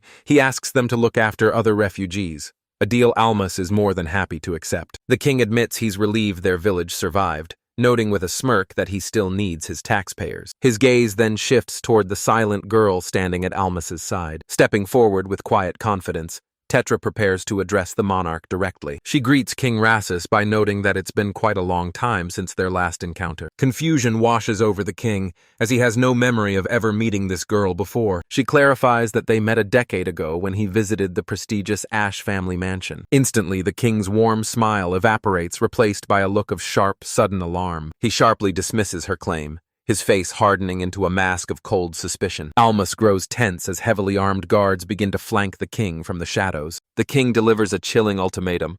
If she is lying to him, she will be executed on the spot. With a thunderous voice, he demands she reveal the name of her father. Standing tall before the throne, she calmly declares that her father is Lagos Ash. Reeling from the answer, the king then demands to know the name of her mother. Without blinking, she reveals her mother was Helen Ash, a woman of the Curishan bloodline. A heavy silence fills the room before the king finally asks for her own name. She offers a polite apology for the delay before finally revealing her true identity. With a sense of quiet dignity, she reveals her true identity: Tetra Ash. Overcome with relief, the king murmurs that the gods haven't abandoned him just yet. He requests proof of her lineage, and she offers to show him her family crest. The king apologizes for the intrusive request, but insists on seeing the mark. As Almas watches on, Tetra turns around to unveil the proof. Lifting her tunic, she reveals an intricate tattoo etched onto her hip. The unmistakable crest of the Ash family finally comes into view for the king. She asks if he's seen enough,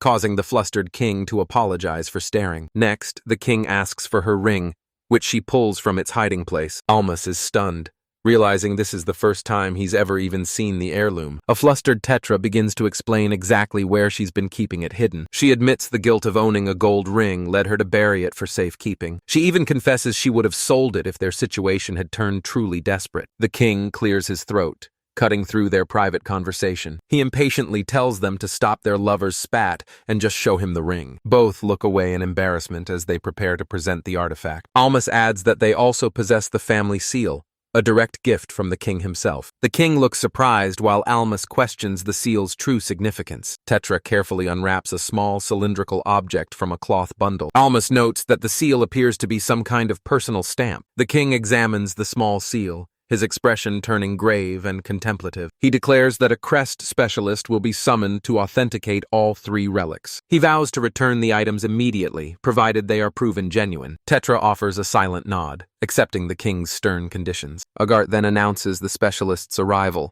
a mysterious woman draped in a heavy hood. With a sharp gesture, the king signals for her to begin the verification process. The specialist politely requests that Tetra accompany her to a private chamber. Tetra bids Almas a brief farewell, promising they'll reunite shortly. Almas watches in silence as the 2 women disappear down the long, echoing corridor. A heavy, suffocating silence fills the throne room now that Almas stands alone before the king. Fixing his gaze on the young man, the king demands to know where he first found Tetra. Almas begins to explain that she has been a part of his village for years, but the king cuts him off, stating he needs to be far more precise with his inquiry. He stares deep into Almas's eyes, demanding to know exactly when he learned her true identity. Almas confesses he discovered the truth years ago but was hesitant to come forward. He explains that he wanted to tell the king sooner, but Tetra had begged him for secrecy. The king accepts the apology, looking weary yet surprisingly sympathetic to the situation. He assures Almas he won't be blamed for sheltering the last survivor of the Ash family. Then, shifting the mood,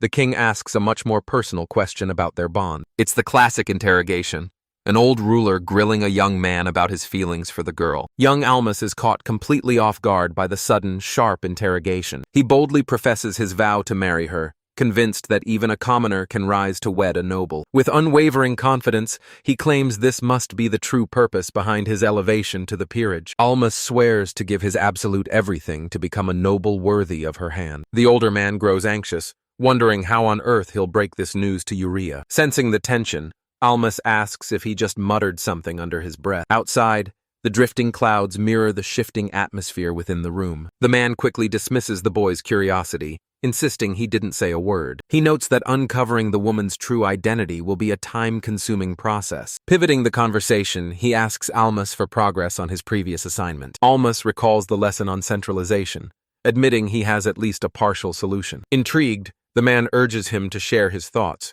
regardless of how unfinished they are. But just as Almas prepares to speak, the man raises a hand to halt him. He decides they should wait for Raymond to join them before proceeding further. Before long, Raymond arrives, greeting Almas with genuine warmth after their time apart. With everyone gathered around the table, the serious discussion finally begins. Unnoticed by the men, a small, feline silhouette watches them from atop a wall sconce. The primary objective is laid out: a strategy to achieve the total centralization of power. Almas delivers his core proposal, to harness the untapped power of the common people. The 2 seasoned men stare back, stunned by such a radical and unexpected approach. One of the men gestures for him to speak, urging him to elaborate further. Almas defines centralization as the consolidation of all national authority into a single core. Pointing to a map, he illustrates how King Ross's realm is currently fractured into pieces. To achieve true centralization, he argues that these divided regions must first be unified. However, one man points out that the powerful noble families won't surrender their grip so easily. In response,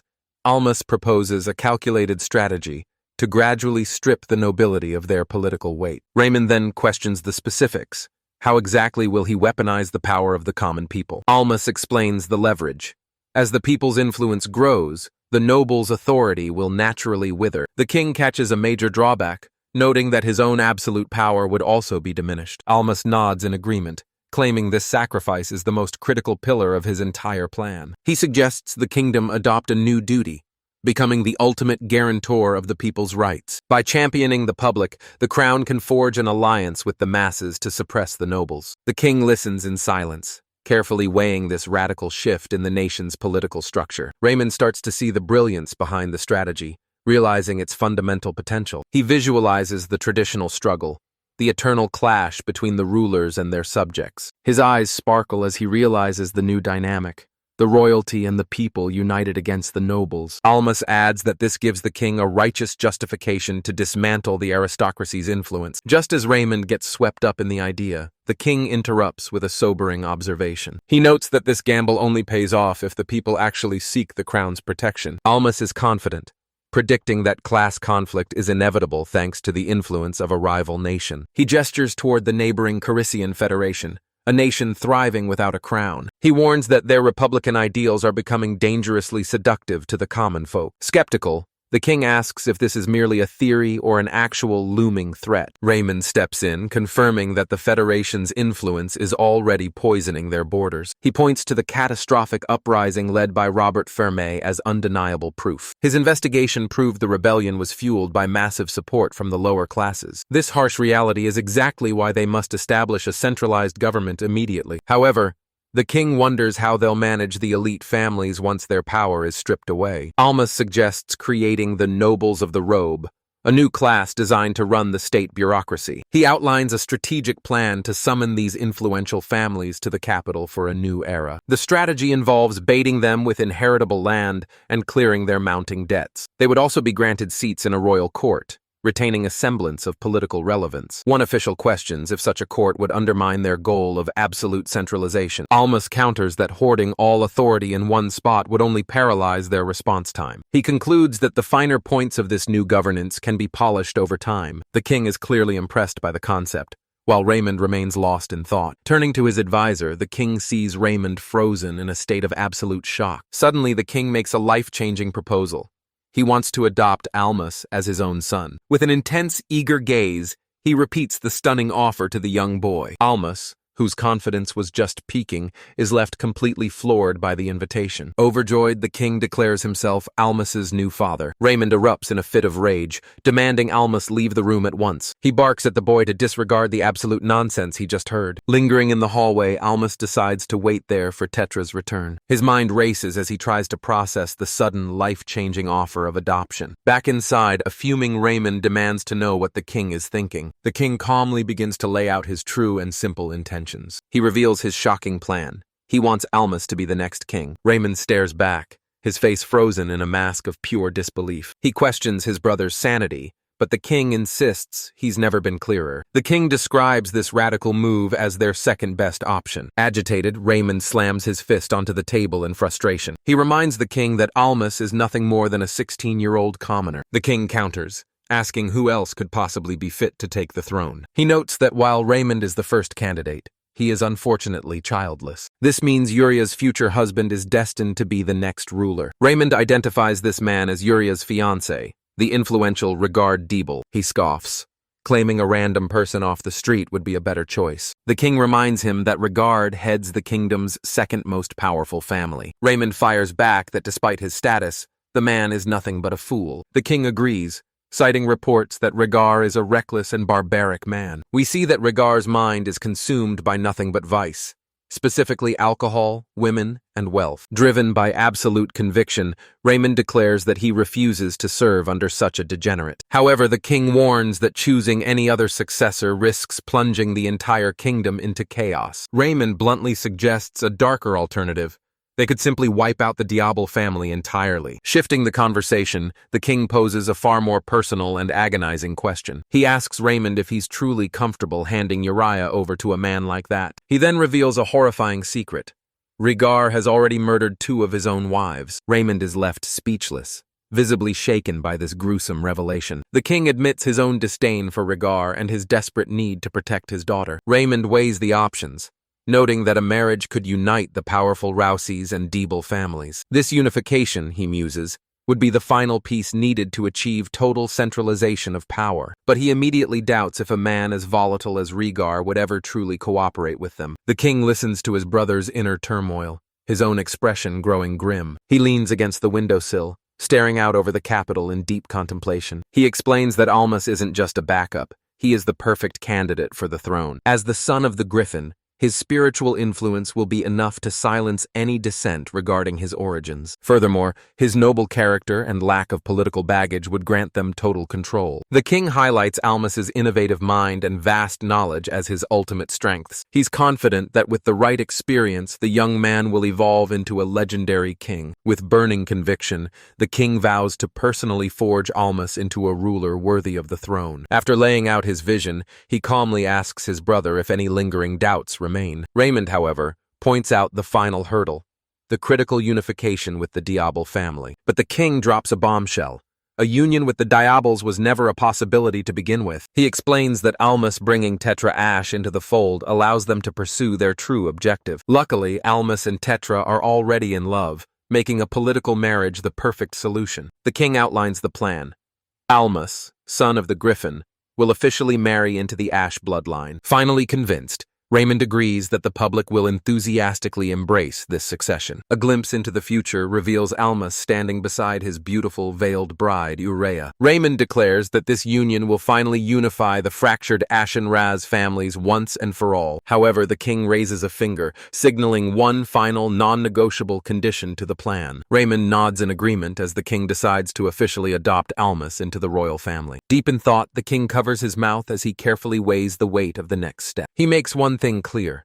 Adoption alone does not guarantee Almus will inherit the crown. A trial by fire between Almus and Rigger Debal will determine who is truly fit to lead. With the stakes set, the king decides it's finally time to hear Almus's own thoughts on the matter. Elsewhere, a servant approaches Almus with an urgent summons to the king's private chambers. Almus makes his way through the grand, sunlit colonnade, his mind racing with every step. Though clearly apprehensive, he steels his resolve and prepares to face his destiny. Almus makes his way down a cold stone corridor toward an open doorway. He tentatively enters the room, announcing his arrival with a polite greeting. Raymond and the king welcome him warmly, gesturing for him to take a seat. However, his nerves get the better of him as the cup in his hand begins to rattle. He takes his place at the grand table, facing off against the two formidable leaders. Raymond wastes no time, picking up the conversation exactly where they left off. He asks Almus point blank if he would be willing to become his adopted son. Raymond watches intently, his expression full of expectation as he waits for a reaction. Stunned, Almus tries to process the offer, clarifying if Raymond truly intends to be his father. Raymond confirms the proposal and asks Almus for his honest thoughts. Almus strokes his chin, lost in deep contemplation over the life-changing proposal. He respectfully asks for the reasoning behind such a monumental offer. Almus remains skeptical, questioning if that is truly the only motive. With a gentle smile, Raymond reveals the truth. Almus is the son of the Griffin. The king adds that this grants him far more leverage than simply sheltering Tetra Ash. Raymond then outlines the grand plan. Almus will marry Tetra and restore the Ash family name. Almus listens intently, clutching his cup as the full scope of the plan is unveiled. Raymond explains the power of optics, noting that the masses are easily swayed by stories and legends. Almus remains silent, considering the immense weight of this political maneuver. A beautiful illustration depicts the romantic legend of the princess saved by the Griffin's son. Raymond presses for an answer, but Almus requests time to consult with his companions first. Raymond agrees, though he warns Almus to keep the marriage proposal a secret until it's officially finalized. He makes it clear that he'll be eagerly awaiting a favorable response from the young leader. As the meeting concludes, Tetra suddenly appears and calls out to Almus. Visible relieved, Almus asks if she's finally finished with her business at the palace. The king then addresses Almus directly, preparing to bestow a final gesture upon him. He confirms Tetra's true identity and returns a vital item back to Almus's possession. With the audience officially over, Almus and the king exchange their formal goodbyes. Once they're alone, Tetra asks if they're finally ready to head back home to the village. Almus confirms they are, knowing he has a mountain of news to share with his people. The two are soon seen galloping through the dense forest on a single horse. As the village gates come into view, Almus calls out to Ron, announcing their safe return. A lookout catches sight of them and joyfully broadcasts the leader's homecoming to everyone. Excited villagers flood the main street to greet the pair as they ride through the center of town. One friend notes how long they've been gone and immediately asks if they managed to secure any food. Almus announces the massive win. They'll receive a year's worth of supplies in exchange for housing refugees. He explains that these new arrivals will join their workforce immediately to help the village grow. The crowd erupts into a thunderous cheer, thanking Almas for securing their future. But the mood shifts as Almas calls his inner circle together for an urgent, high-stakes discussion. In the privacy of their meeting, his friends are left absolutely floored to learn that Tetra is actually a princess. Tetra starts by apologizing, feeling guilty for hiding her true identity from them for so long. However, her friends quickly reassure her, insisting she's still the same Tetra they've always known. They tell her there's no need for apologies, noting that everyone has their own secrets to keep. Touched by their unwavering acceptance, Tetra gazes at them with profound appreciation. Her companions confirm that no matter her lineage, their bond of friendship remains unbreakable. A wave of relief washes over her, leaving her filled with silent, heartfelt gratitude. Then, Almas drops another bombshell.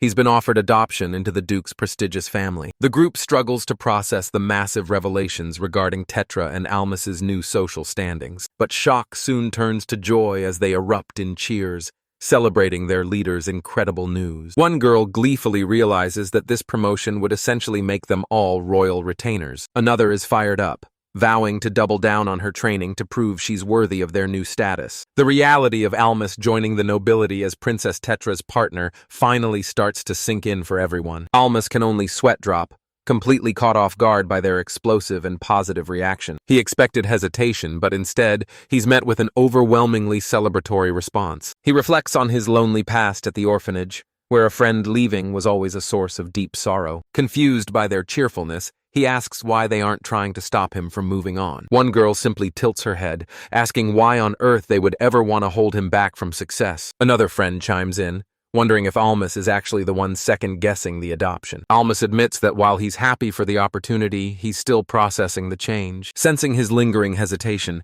a friend asks if there's something deeper weighing on his mind. Almas looks away, quietly denying that anything is bothering him. Finally, he gives voice to his deepest fear, being separated from the village and the friends he loves. His friends simply smile, brushing off his concerns with light-hearted cheers. One friend reassures him, reminding Almas that this isn't a permanent goodbye. They all cheer for him, admitting they knew he was destined for greatness beyond their small village. Almas' eyes widen, visibly touched by their unconditional support. He offers a grateful smile, feeling truly blessed to have such incredible companions. Tetra announces they'll spend one final night together before making their departure. Almas agrees, quickly establishing a council to manage the village's affairs while they're gone. The night is alive with celebration as the villagers playfully toss Almas into the air. The friends exchange their goodnights, waving goodbye as the festivities wind down. Small groups of villagers drift back home through the quiet, moonlit streets. They marvel at Almas's incredible fortune, wondering if they'll ever get the chance to meet the king themselves. A few of them worry about the complex etiquette of high society they'll eventually have to master. The mood turns somber as they realize just how lonely the village will feel once their leaders leave. Ron declares that if their leaders are forging ahead,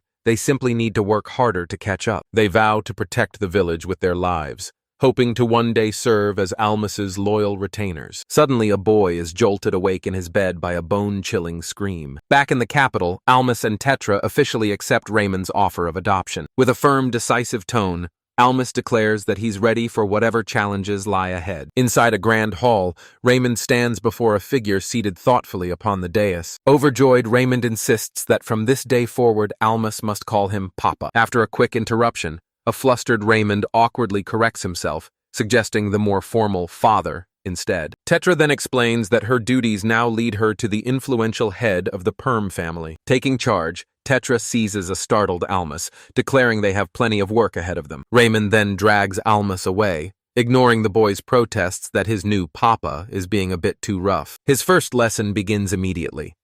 Almas must master the complex intricacies of noble etiquette through ancient scrolls. However, Raymond reassures him that high society manners aren't quite as stiff as they appear. He simplifies the concept, explaining that etiquette is fundamentally about the weight and grace of one's words. When Almas credits Tetra for his sharp verbal skills, his new adoptive father couldn't be more pleased. The grand estate glows under a blanket of stars, signaling the true beginning of his new life. Raymond then reveals that a massive welcome gala will be held in Almas's honor in just 1 month. The city streets quickly become a blur of activity as the citizens prepare for the monumental celebration. The event serves a dual purpose: introducing Almas to society and celebrating Tetra's safe return. This means Almas will finally have to officially reveal himself to the public eye. Raymond reminds him to never forget his prestige as the formidable son of the Griffin. A massive crowd gathers in the city square, eyes glued to the stage for this historic moment. The festival is a vibrant affair,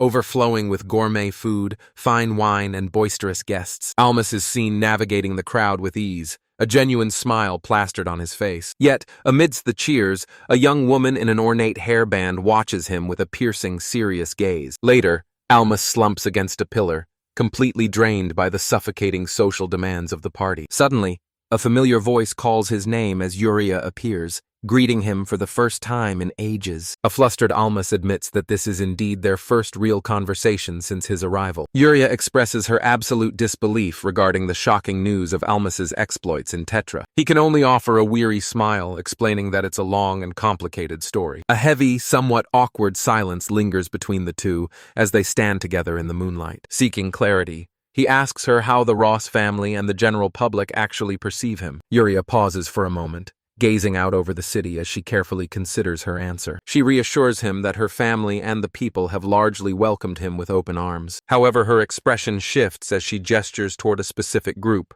noting they are a bitter exception. Almas looks on in confusion, asking her to identify exactly who these people are. She reveals them to be the Diebel family, who deeply resent a commoner joining their noble ranks. They are also highly suspicious of the Ash family's convenient revival through the power of Tetra. Almas notes that a full third of the absent noble families are currently aligned with the Diebels. This sparks a memory of a crucial detail, and he asks about her rumored engagement to Regard Diebel. At the mention of her fiancé, Yuria's expression instantly hardens as she confirms the arrangement. Almas nervously probes further, asking what her personal feelings are on the matter. She immediately explodes in a comical tantrum, declaring her intense hatred for the man. Letting out a weary sigh, she struggles to compose herself following her sudden outburst. She seems visibly annoyed when Almas can only offer a stiff, simple acknowledgement of her frustration. Turning away, she softly whispers a wish that she were the one engaged to him instead. All around them, the other nobles continue their revelry, oblivious to the tense drama unfolding. Almas misses her confession and asks what she said, but she quickly brushes it off. Their private moment is interrupted by Tetra, who waves and calls out to Almas from across the room. She introduces the massive man beside her as Borosash Perm, a prominent head of his house. Almas starts to offer his polite thanks for the man's protection of Tetra, but Boros suddenly erupts with emotion, grabbing Almas's hands and shouting his name in excitement. Through tears, he pledges the unwavering loyalty of himself and his men to Almas for saving the princess. Almas remains calm, gently telling the sobbing man to pull himself together and wipe his eyes. Boros obeys, though he's still visibly overwhelmed by a sense of profound gratitude and relief. Internally, Almas realizes he's just stepped into a complex political minefield. He tries to clarify that he has joined the Rossos family and isn't looking to be anyone's master. Suddenly, a young girl with Boros blurts out the secret.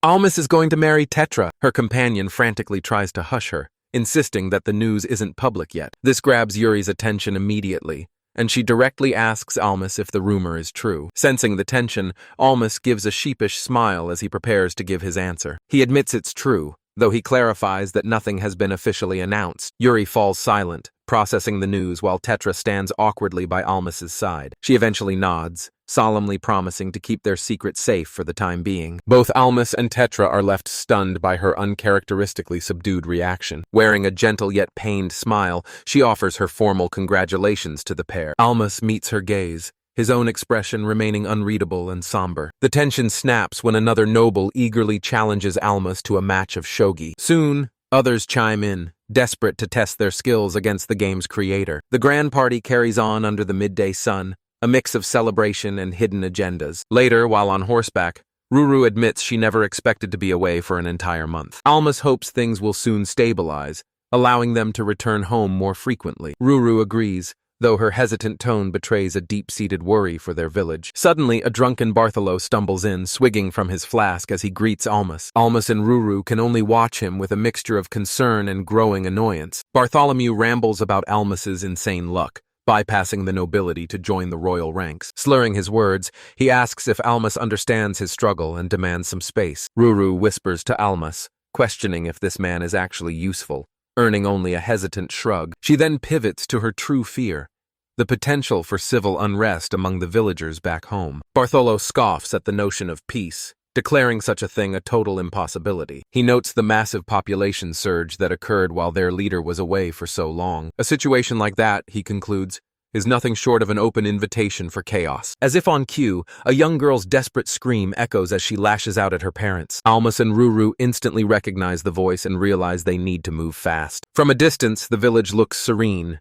but that peaceful facade belies the turmoil brewing within. The camera zooms in on the young girl's tear-streaked face as she screams at her parents in agony. Almas bursts onto the scene, demanding to know what's causing the commotion. The girl lets out a cry of relief the moment she sees Almas and Tetra arrive. Nearby, two other girls watch. One comforts the sobbing child while the other maintains a stern vigil. Almas approaches Ron, who's already on site, and demands a full explanation. Ron reports that the kneeling couple caused a scene by repeatedly trying to contact the girl. He explains that they've blatantly ignored the rules strictly forbidding them from approaching her. Almas casts a freezing glare at the pair, asking if they have any excuse for their actions. Desperate, the woman looks up and begs him to reconsider his harsh stance. Almas closes his eyes, visibly pained by the weight of this agonizing situation. He furiously reminds them that their very presence is causing the girl nothing but immense trauma. He shuts down the woman's excuses immediately, declaring her reasons are completely irrelevant. A somber flashback of a lonely Ruru serves as a grim reminder.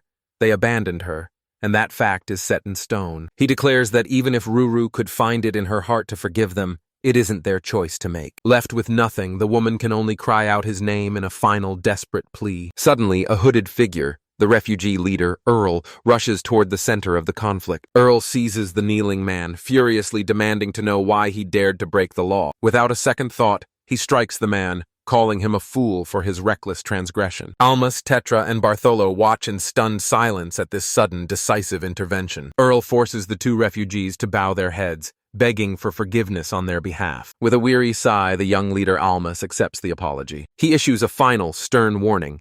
Any future transgressions will result in immediate exile. Watching from a nearby tower, a man reflects on the incident that just unfolded. Bartolo notes that Earl's timely intervention saved Almas from a potentially messy situation. Though initially surprised, Almas confirms to his friends that Earl really did have his back. Bartolo explains that as their population grows, strict rules and penalties have become a necessity. By having a fellow refugee enforce the law, they avoid sparking resentment among the newcomers. One of Almas's companions laughs, admitting they usually just leave the management to Earl anyway. Almas offers a sheepish apology, urging them to keep up the good work even when he isn't around. Shifting gears, Almas asks General Bartolo for his professional strategic opinion. He proposes digging a defensive canal as a deterrent against King Fermet's approaching army. Bartolo agrees that their 40 men could easily hold off any small scouting party that attacks. Almas then pivots to the bigger picture, considering the dire consequences if their village were to fall. Bartolo points out that the capital is already fortified by 500 conscripted soldiers. He concludes that any massive invasion would be spotted long before it could reach them. Intrigued by this tactical insight, Almas asks Bartolo what his actual military rank was. Bartolo casually reveals that he's actually the commander of the entire anti-Fermet military front. Almas and Ruru are left speechless, having assumed his only job was hauling barrels of booze. Bartolo clarifies that despite his high rank, he lacks the authority to order a border crossing. He suggests a mock duel, confident that Almas will be impressed by his legendary swordsmanship. A surprised Ruru questions the idea, but Almas accepts the duel with pure enthusiasm. He views it as vital experience for any future battles that may come his way. More importantly, it's the perfect opportunity to test his blessing of the king. The two square off in a clearing, training swords gripped tightly in their hands. Bartolo grins confidently as he signals the official start of the match. He goads Almas to strike whenever he's ready, vowing not to hold anything back. With a fierce shout, Almas lunges forward, his blade colliding with Bartolo's with massive force. The impact shatters Bartolo's weapon instantly, sending the veteran flying back in shock. He hits the dirt hard as the jagged remnants of his wooden sword spin through the air. Almas calmly notes that his raw power was simply too much for a wooden blade to handle. Still sprawled on the ground, a stunned Bartolo asks just how strong Almas really is. To demonstrate, Almas stomps his foot,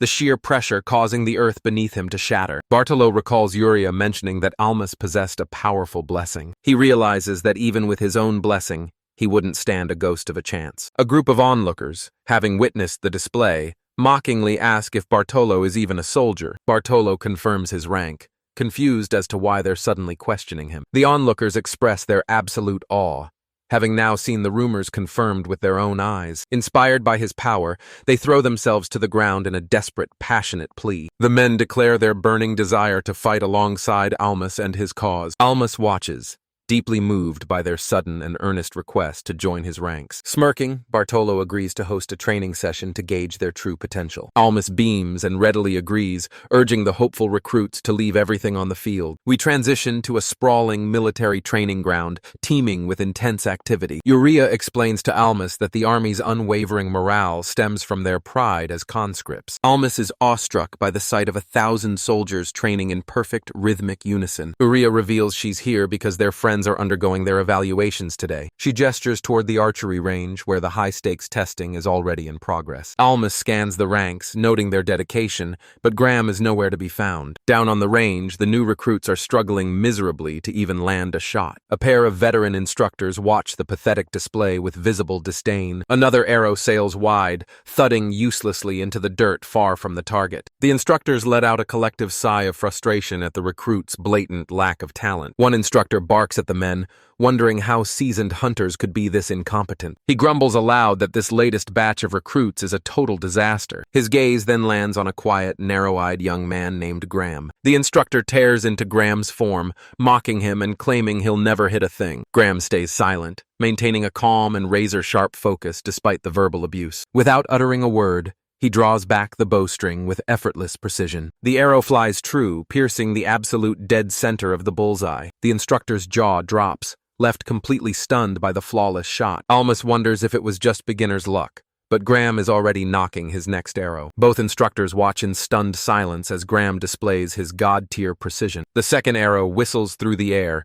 piercing the bullseye right next to the first. A third shot follows instantly, cementing his absolute dominance over the longbow. The surrounding recruits erupt in cheers, completely floored by Graham's effortless talent. Up on the balcony, Uriah notes that this was expected since he's finally using his custom bow. She then shifts Almas's attention toward the courtyard, where the elite knights are sparring. The air rings with the rhythmic clang of steel as the warriors hone their deadly crafts. Uriah excitedly points out two familiar faces in the thick of the fray: Ron and Rose. The two friends stand poised with their swords crossed, ready to engage in a fierce duel. Ron breaks the tension with a sharp battle cry, lunging forward with blinding speed. Their blades collide with a violent spark, their faces etched with masks of absolute focus. Uriah marvels at their fluid power, though a flicker of worry crosses her expression. She points out that their fighting style is worlds apart from the traditional knights. Almas reveals his secret.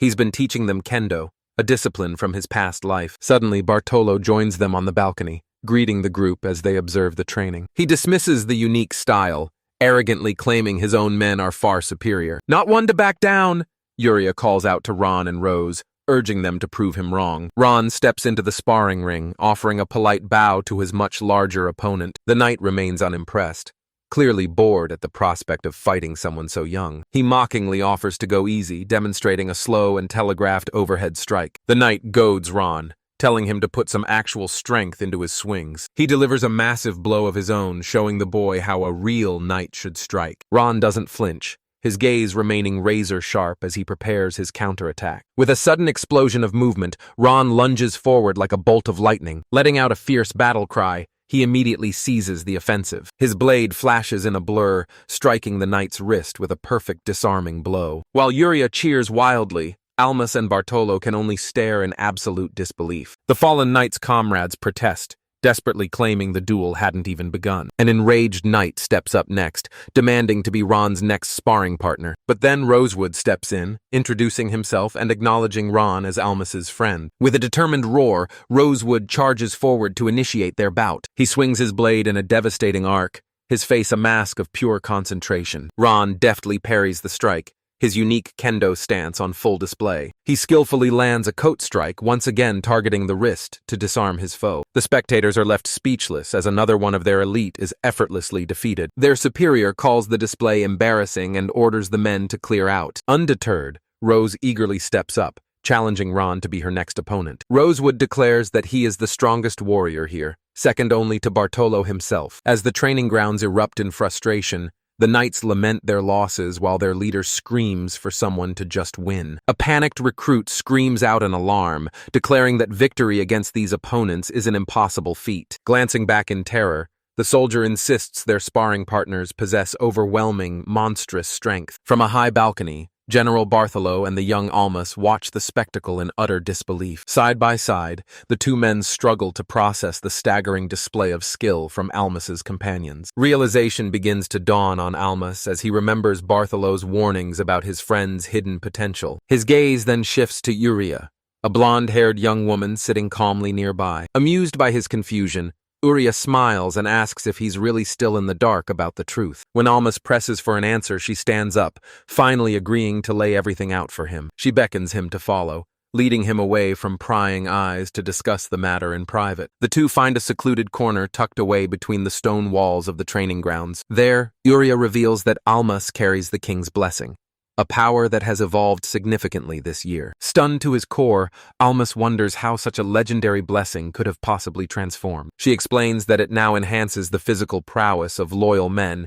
and the magical capacity of loyal women. Flashing a knowing grin, she asks if the mystery behind their sudden growth is finally solved. Everything clicks for Almas, finally explaining the boys' abnormal strength and their perfect physical condition. Curious, he asks Uria why she chose this specific moment to reveal such a massive secret. She playfully admits she found his ignorance entertaining and wanted to see if he'd figure it out alone. However, her mischievous aura quickly vanishes, replaced by a somber, distant gaze. Uria reminds Almas of her current reality. She is engaged to a man named Rigard Dibble. With a look of quiet pain, she declares her intent to marry him and secure his place on the throne. Her duty remains unchanged. She must provide the next successor to the throne. This is her final chance to speak her truth, as they'll never be able to talk like this again. With a weary sigh, she stretches, noting that she expected a more shocked reaction from him. Suddenly, she closes the distance between them, sealing her feelings with a soft, heartfelt kiss. For a fleeting moment, they linger together in a silent, emotionally charged embrace. As she pulls back, her eyes are wide and glistening with the weight of unshed tears. Wearing a bittersweet smile,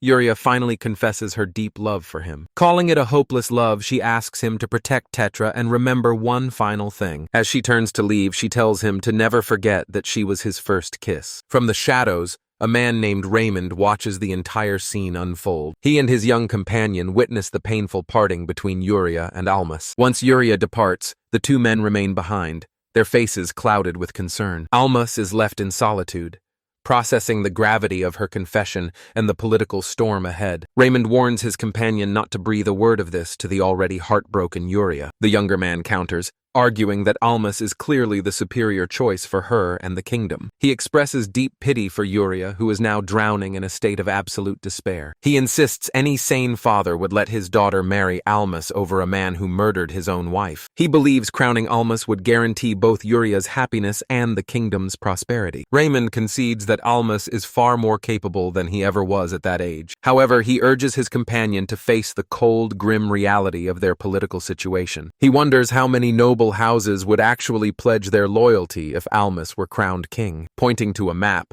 he notes that the Diable family would almost certainly ignite a violent rebellion. Raymond warns that such a power struggle would tear the entire kingdom apart in a bloody civil war. Using a pie as a grim metaphor, he illustrates how foreign powers would feast on the kingdom's remains. His subordinate argues that it's better to cut out the rot now rather than let the entire nation spoil. Raymond listens to the man's fervent plea, keeping his own thoughts hidden behind a stoic gaze. He reminds the man of their two paths, Almas or Rigar, but insists it's far too early to choose. His companion falls silent, acknowledging the gravity of the impossible choice laid before them. The scene shifts, the camera panning across the gray, overcast skies looming over the capital's spires. We return to Almas's village, where humble homes sit under the shadow of a sturdy watchtower. Inside a workshop, Tetra finds Almas hard at work and asks what he's currently tinkering with. Almas gives her a faint smile, revealing that he's in the process of manufacturing black powder. Tetra tilts her head in confusion, having never heard of such a strange and volatile substance. He explains that it's a primitive chemical explosive, a revolutionary invention from ancient China. As he speaks, flashes of modern weaponry appear, highlighting the dark side of technological progress. He admits he dreaded introducing military tech to this world, but survival has left him with no choice. He tells Tetra he's crafting a weapon inspired by the Tetsuhao, one of history's earliest grenades. He shows her how he carefully harvests high-quality carbon from his own handmade charcoal. Almas then presents a golden sulfur crystal, noting that the peninsula's volcanoes provide an ample supply. Finally, he explains the painstaking process of extracting potassium nitrate from the soil beneath their feet. Tetra reaches for the weapon, but Almas quickly warns her to keep her distance. He explains that it's still experimental, and he can't fully predict its destructive potential. With a sharp motion, he hurls a small pellet of the powder against the ground. A violent crack echoes, startling Tetra and forcing her to cover her ears in shock. Almas observes that even a tiny amount creates a remarkably deafening blast. He explains that by compressing the powder, it can become a lethal tool of war. Adding shrapnel like pebbles or iron shards would turn it into a truly deadly weapon. Now the only thing missing is a reliable way to ignite the device. Tetra listens in silence, her face a complex mask of wonder and growing dread. Gesturing toward a magic circle, Almas asks if she can manifest a flame. She confidently confirms that producing a simple spark is child's play for her. A month slips by, leaving the village peaceful beneath a blanket of gray clouds. High on a watchtower, a sentry finds Almas deep in thought over his next strategic move. Almas offers a friendly greeting to the man, Bartholo, who welcomes him with respect. The conversation shifts as Almas asks if Bartholo is familiar with the phalanx formation. Almas begins detailing the core mechanics of a coordinated shield and spear charge. He describes how each soldier's shield serves to protect the comrade standing to their left. Pointing to a map, he illustrates how this formation leaves the right flank dangerously vulnerable. When he seeks his opinion, Bartholo finds himself in total agreement with the analysis. Bartholo notes that a well-timed cavalry charge to the side would be a devastating counter. Almas points out that most battles eventually devolve into messy brawls won by sheer morale. He dismisses the idea of a cavalry charge, noting they lack the numbers for such a risky maneuver. Even with the advantage of stirrups, training a proper cavalry unit takes far too much time. Instead, Almas proposes a tactical shift, forcing the enemy to overcommit to their left flank. Intrigued by the unorthodox approach, Bartholos asks the young man to explain his plan in detail. He praises Almas as the son of the great Lord Griffin, a comparison Almas is clearly tired of hearing. Taking the hint, Bartholos drops the subject and turns his focus back to the strategy at hand. However, his curiosity is soon piqued by a mysterious small bottle Almas is carrying. Almas reveals he's there to demonstrate its contents and leads the commander away from the main camp. They head into the dense woods nearby where Almas singles out a massive, sturdy tree. He decides that this particular trunk will serve as the perfect target for his demonstration. He carefully attaches a cylindrical device, his newly developed bomb, directly to the wood. To finish the setup, he places a circular magic seal on top to serve as a timed detonator. The seal hums to life, its runes glowing with mana as the countdown begins. The two men quickly retreat to a safe distance, watching from the edge of the camp. Suddenly, a violent explosion rips through the forest, sending a massive shockwave through the air. Bartholos is left utterly speechless, stammering as he tries to process the sheer destruction. Smoke billows from the once dense forest, marking the site of the chaotic blast. Back at camp, the commander stares in disbelief at the terrifying power Almas has unleashed. Bartholos can only gaze at the small device in awe, realizing Almas has just changed the face of war. Bartholomew eagerly asks if mass production is possible, and Almas gives a calm nod of approval. Fueled by a new sense of purpose, Bartholomew turns to Almas, realizing they finally have the upper hand. He boldly declares that with this revolutionary weapon, King Fermet's reign is finally coming to an end. Almas adds a sobering reminder. Victory isn't just a goal, it's their only hope for survival. Dark clouds gather overhead, signaling the quiet before the inevitable storm of war. 2 years pass, and we find ourselves at the gates of a massive stone fortress, looming under a bleak horizon. Inside the throne room, a man sits in solitude, his face etched with the stress of a crumbling empire. King Fermet looks up with visible irritation, snapping at his subordinates to state their business. An advisor delivers the grim news. Yet another noble house has defected to the rising Ash family. The king curses the relentless rebellions sparked by Tetra Ash, regretting that he didn't execute her when he had the chance. When a courtier questions her true identity, Fermet snaps back that her name matters less than the chaos she causes. Suddenly, a messenger bursts into the room, delivering a sealed scroll directly into the king's hands. Fermet's frustration vanishes, replaced by a look of predatory interest as he scans the urgent report. The messenger remains at attention, having just delivered a critical breakthrough from their deep-cover spy network. Sensing the sudden shift in the room's atmosphere, The royal advisor asks for the contents of the message. A wicked grin spreads across Ferme's face as he reveals that King Rossis has finally collapsed. The room falls silent as the advisors reel from the shock of this unexpected power vacuum. Ferme clarifies it's a chronic illness, speculating that the stress of the succession crisis is finally killing his rival. A general immediately pushes for an invasion, though a cautious advisor frets over their lack of provisions. The king scoffs at the hesitation, declaring that they only need 3 days of rations to ignite a war. He plots a surprise assault through the forest, even as an advisor trembles at the thought of the Griffin's wrath. Firm dismisses the concern, confidently asserting that since they've passed through before, it's perfectly safe to do so again. A tactical map reveals the king's planned route snaking through the woods, dangerously close to Almas's village. One of the advisors ponders the village's peculiar situation, a look of cold calculation crossing his face. He wonders aloud if the settlement has been granted some kind of special protection from the mythical beast. King Firm scoffs at the notion, recalling how easily they've extorted food from those peasants in the past. He declares his intent to conquer the village, turning it into a forward base to stockpile their supplies. With a sharp command, the king orders his voodoo magicians to begin spying on their unsuspecting targets. A hidden subordinate acknowledges the command with a resounding, "Understood." Distant cheers of "Long live the king" echo through the city as the invasion plan is finalized. The scene shifts to a silent, dimly lit chamber, flickering under the orange glow of a single torch. 3 hooded figures huddle in the room, their features completely swallowed by the deep shadows. They sit in a perfect circle on the stone floor, preparing for a dark, magical ritual to commence. Tetra, the central figure, announces that it is finally time for the soul-writing ceremony to begin. A white bird takes flight from its perch, its wings beating silently against the backdrop of the dark forest. The bird's eyes widen in shock as its consciousness is forcefully hijacked by the voodoo magician. 3 white birds soar into the clouds, beginning their coordinated reconnaissance mission. One of the scouts glides high over Almas's village, surveying the entire settlement from a bird's-eye view. The magician observes that the village's defenses are clearly designed to repel human intruders. Upon closer inspection, the spy confirms that the fortifications have been massively upgraded since their last visit. A small bird flutters past, but the magician pays it no mind,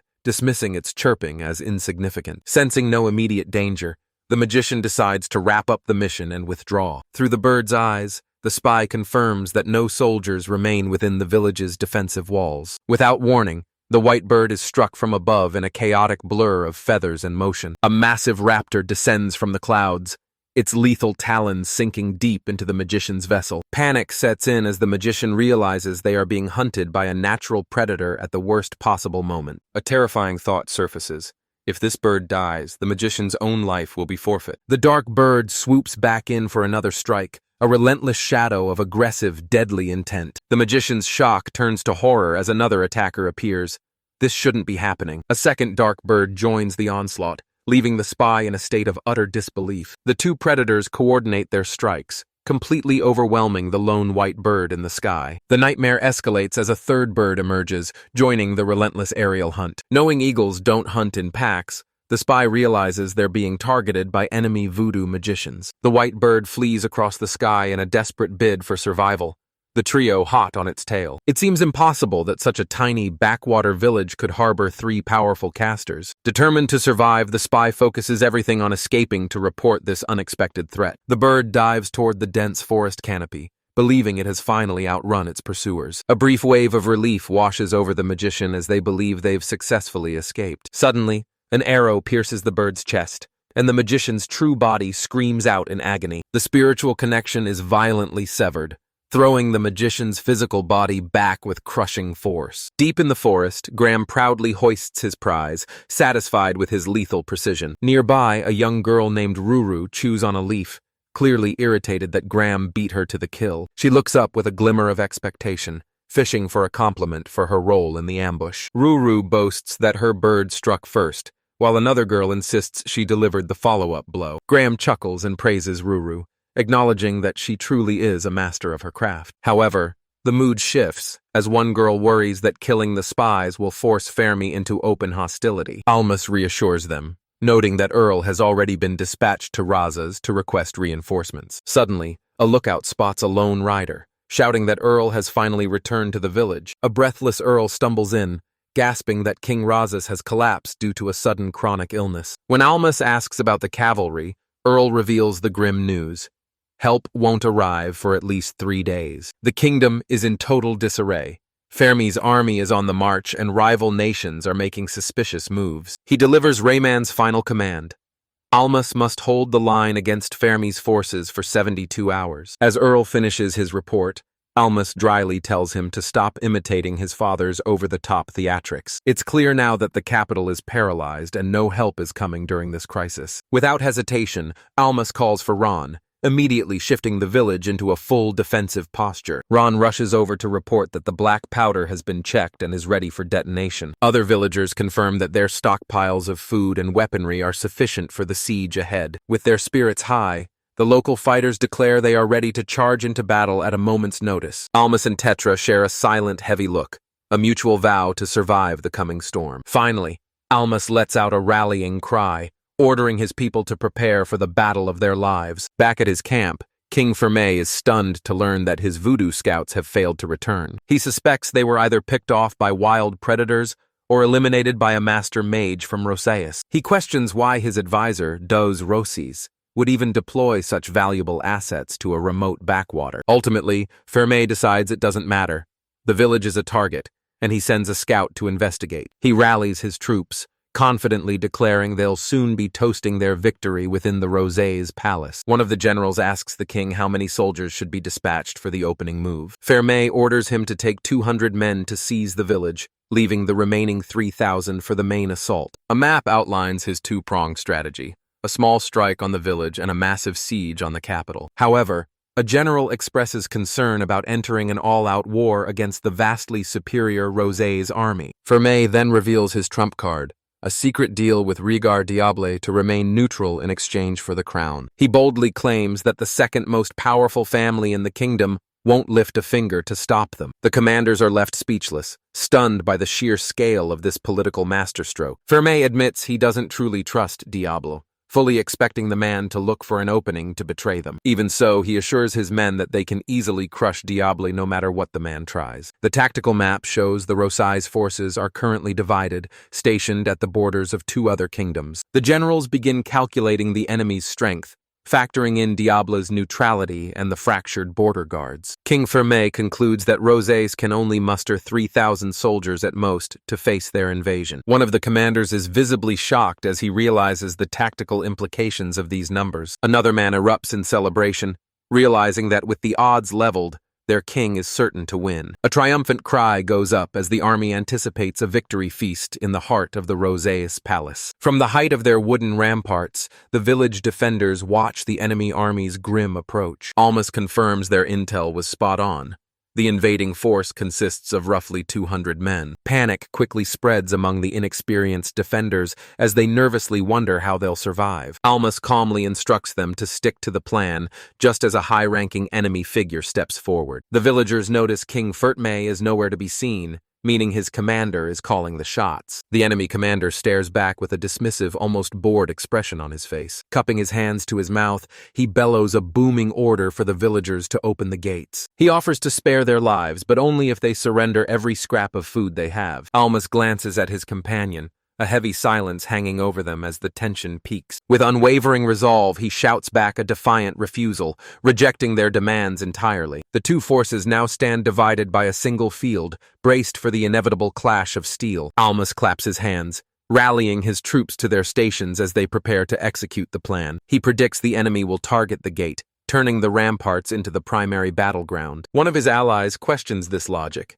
arguing that a stealthy infiltration would be a smarter move. A diagram illustrates the massive height advantage provided by their moat and reinforced walls. Almas explains the enemy is likely rushing to minimize losses before they reach Rosic's palace. True to his prediction, the enemy marches for the front, pushing a massive siege weapon forward. He identifies the contraption as a battering ram, specifically designed to shatter their gates. He also notes that their heavy shields will make any stone projectiles largely ineffective. A girl on the wall gasps, realizing exactly which part of the defenses the soldiers are targeting. An enemy soldier's face contorts in shock as the very ground beneath him suddenly gives way. The army's front line plummets headfirst into a sizzling pitfall trap. One of the defenders lets out a cheer, proudly declaring that they've struck the first blow. Almas watches on anxiously, hoping more of the enemy will fall into their remaining traps. However, the disciplined soldiers respond instantly, quickly bridging the gap with wooden planks. Seeing their efficiency, Almas orders Ron to begin the heavy stone bombardment immediately. Ron and a young girl nod with fierce determination, readying their massive stone projectiles. With a powerful heave, Almas hurls a massive rock toward the advancing enemy line. The stone smashes against the enemy's armored siege weapon with a deafening clank. He notes that their combined strength can break the shields, but he's cut short by a frantic warning. Graham, their lead archer, shouts at the top of his lungs for everyone to get down. A lethal volley of arrows whistles through the air, catching Almas completely off guard. He desperately screams for his comrades on the rampart to take cover. Huddling behind a shield, Almas and his companion put their lives in the hands of their makeshift defenses. The defenders cower as a lethal rain of arrows thuds relentlessly into their wooden barriers. Agonized cries erupt as several soldiers are struck in the hands and legs. Almas looks on with gritted teeth, realizing that despite their cover, they're still taking casualties. Graham draws his bow back, determined to silence the enemy marksman once and for all. He takes careful aim at the distant watchtower, the source of the deadly barrage. Spotting the threat, the enemy commander barks an order to eliminate their archer immediately. Graham dives for cover as a lethal hail of stones rains down on his position. Pinned down and overwhelmed, he can't even steal a glance to return fire. A scream pierces the air as another volley of arrows whistles toward the wall. The ramparts descend into absolute carnage under the relentless aerial barrage. A defender barks orders for the wounded to retreat while urging Ron to keep up the assault. Ron bellows in frustration, unleashing a desperate counterattack despite the mounting danger. One of the girls realizes with horror that their efforts are futile, while the enemy shoots with impunity. Sheltered behind a wall of shields, the enemy forces press their advantage without mercy. A panicked lookout screams the news they all feared. The main gate has finally buckled. A soldier shouts that they're being overrun, but Almas remains disturbingly composed. Worried eyes turn to Almas, but he calmly reassures her that everything is under control. Inside the gatehouse, the enemy's rhythmic chants echo as they batter the inner gate. His companion warns him the gate is failing, but Almas tells her to hold her nerve. He watches with cold intensity, confirming the enemy has fallen right into his hands. She grips his hand in terror, but he promises her that victory is within reach. He watches the enemy masses continue to funnel into the narrow, confined space below. Almas turns his head. The critical moment he's been waiting for has finally arrived. He whispers that they just need a few more, waiting for the trap to fill to the brim. With the enemy perfectly positioned in the kill zone, Almas bellows for Ron to give the signal. Ron springs into action, ready to ignite the next phase of their desperate gamble. Down in the village, a girl spots the signal flare and recognizes it as Rosewood's sign. Nearby, a curly-haired youth shouts that he's finally igniting their hidden trap. A fuse sizzles through a dark, narrow tunnel, snaking its way directly beneath the gatehouse. Suddenly, a cataclysmic blast tears through the earth, swallowing the enemy in a storm of fire. A colossal pillar of smoke and debris surges skyward, towering over the village walls. High on the ramparts, the defenders break into thunderous cheers, celebrating their overwhelming victory. One girl stares at Almas, her eyes wide with a mix of profound awe and sheer relief. Almas reveals that this experimental gamble had been authorized by a man named Bartholo. In a flashback, we see him pitching the idea of excavating a massive pit right before the main gate. His companion is skeptical, questioning the sanity of digging a hole in front of their only escape route. Almas clarifies the plan.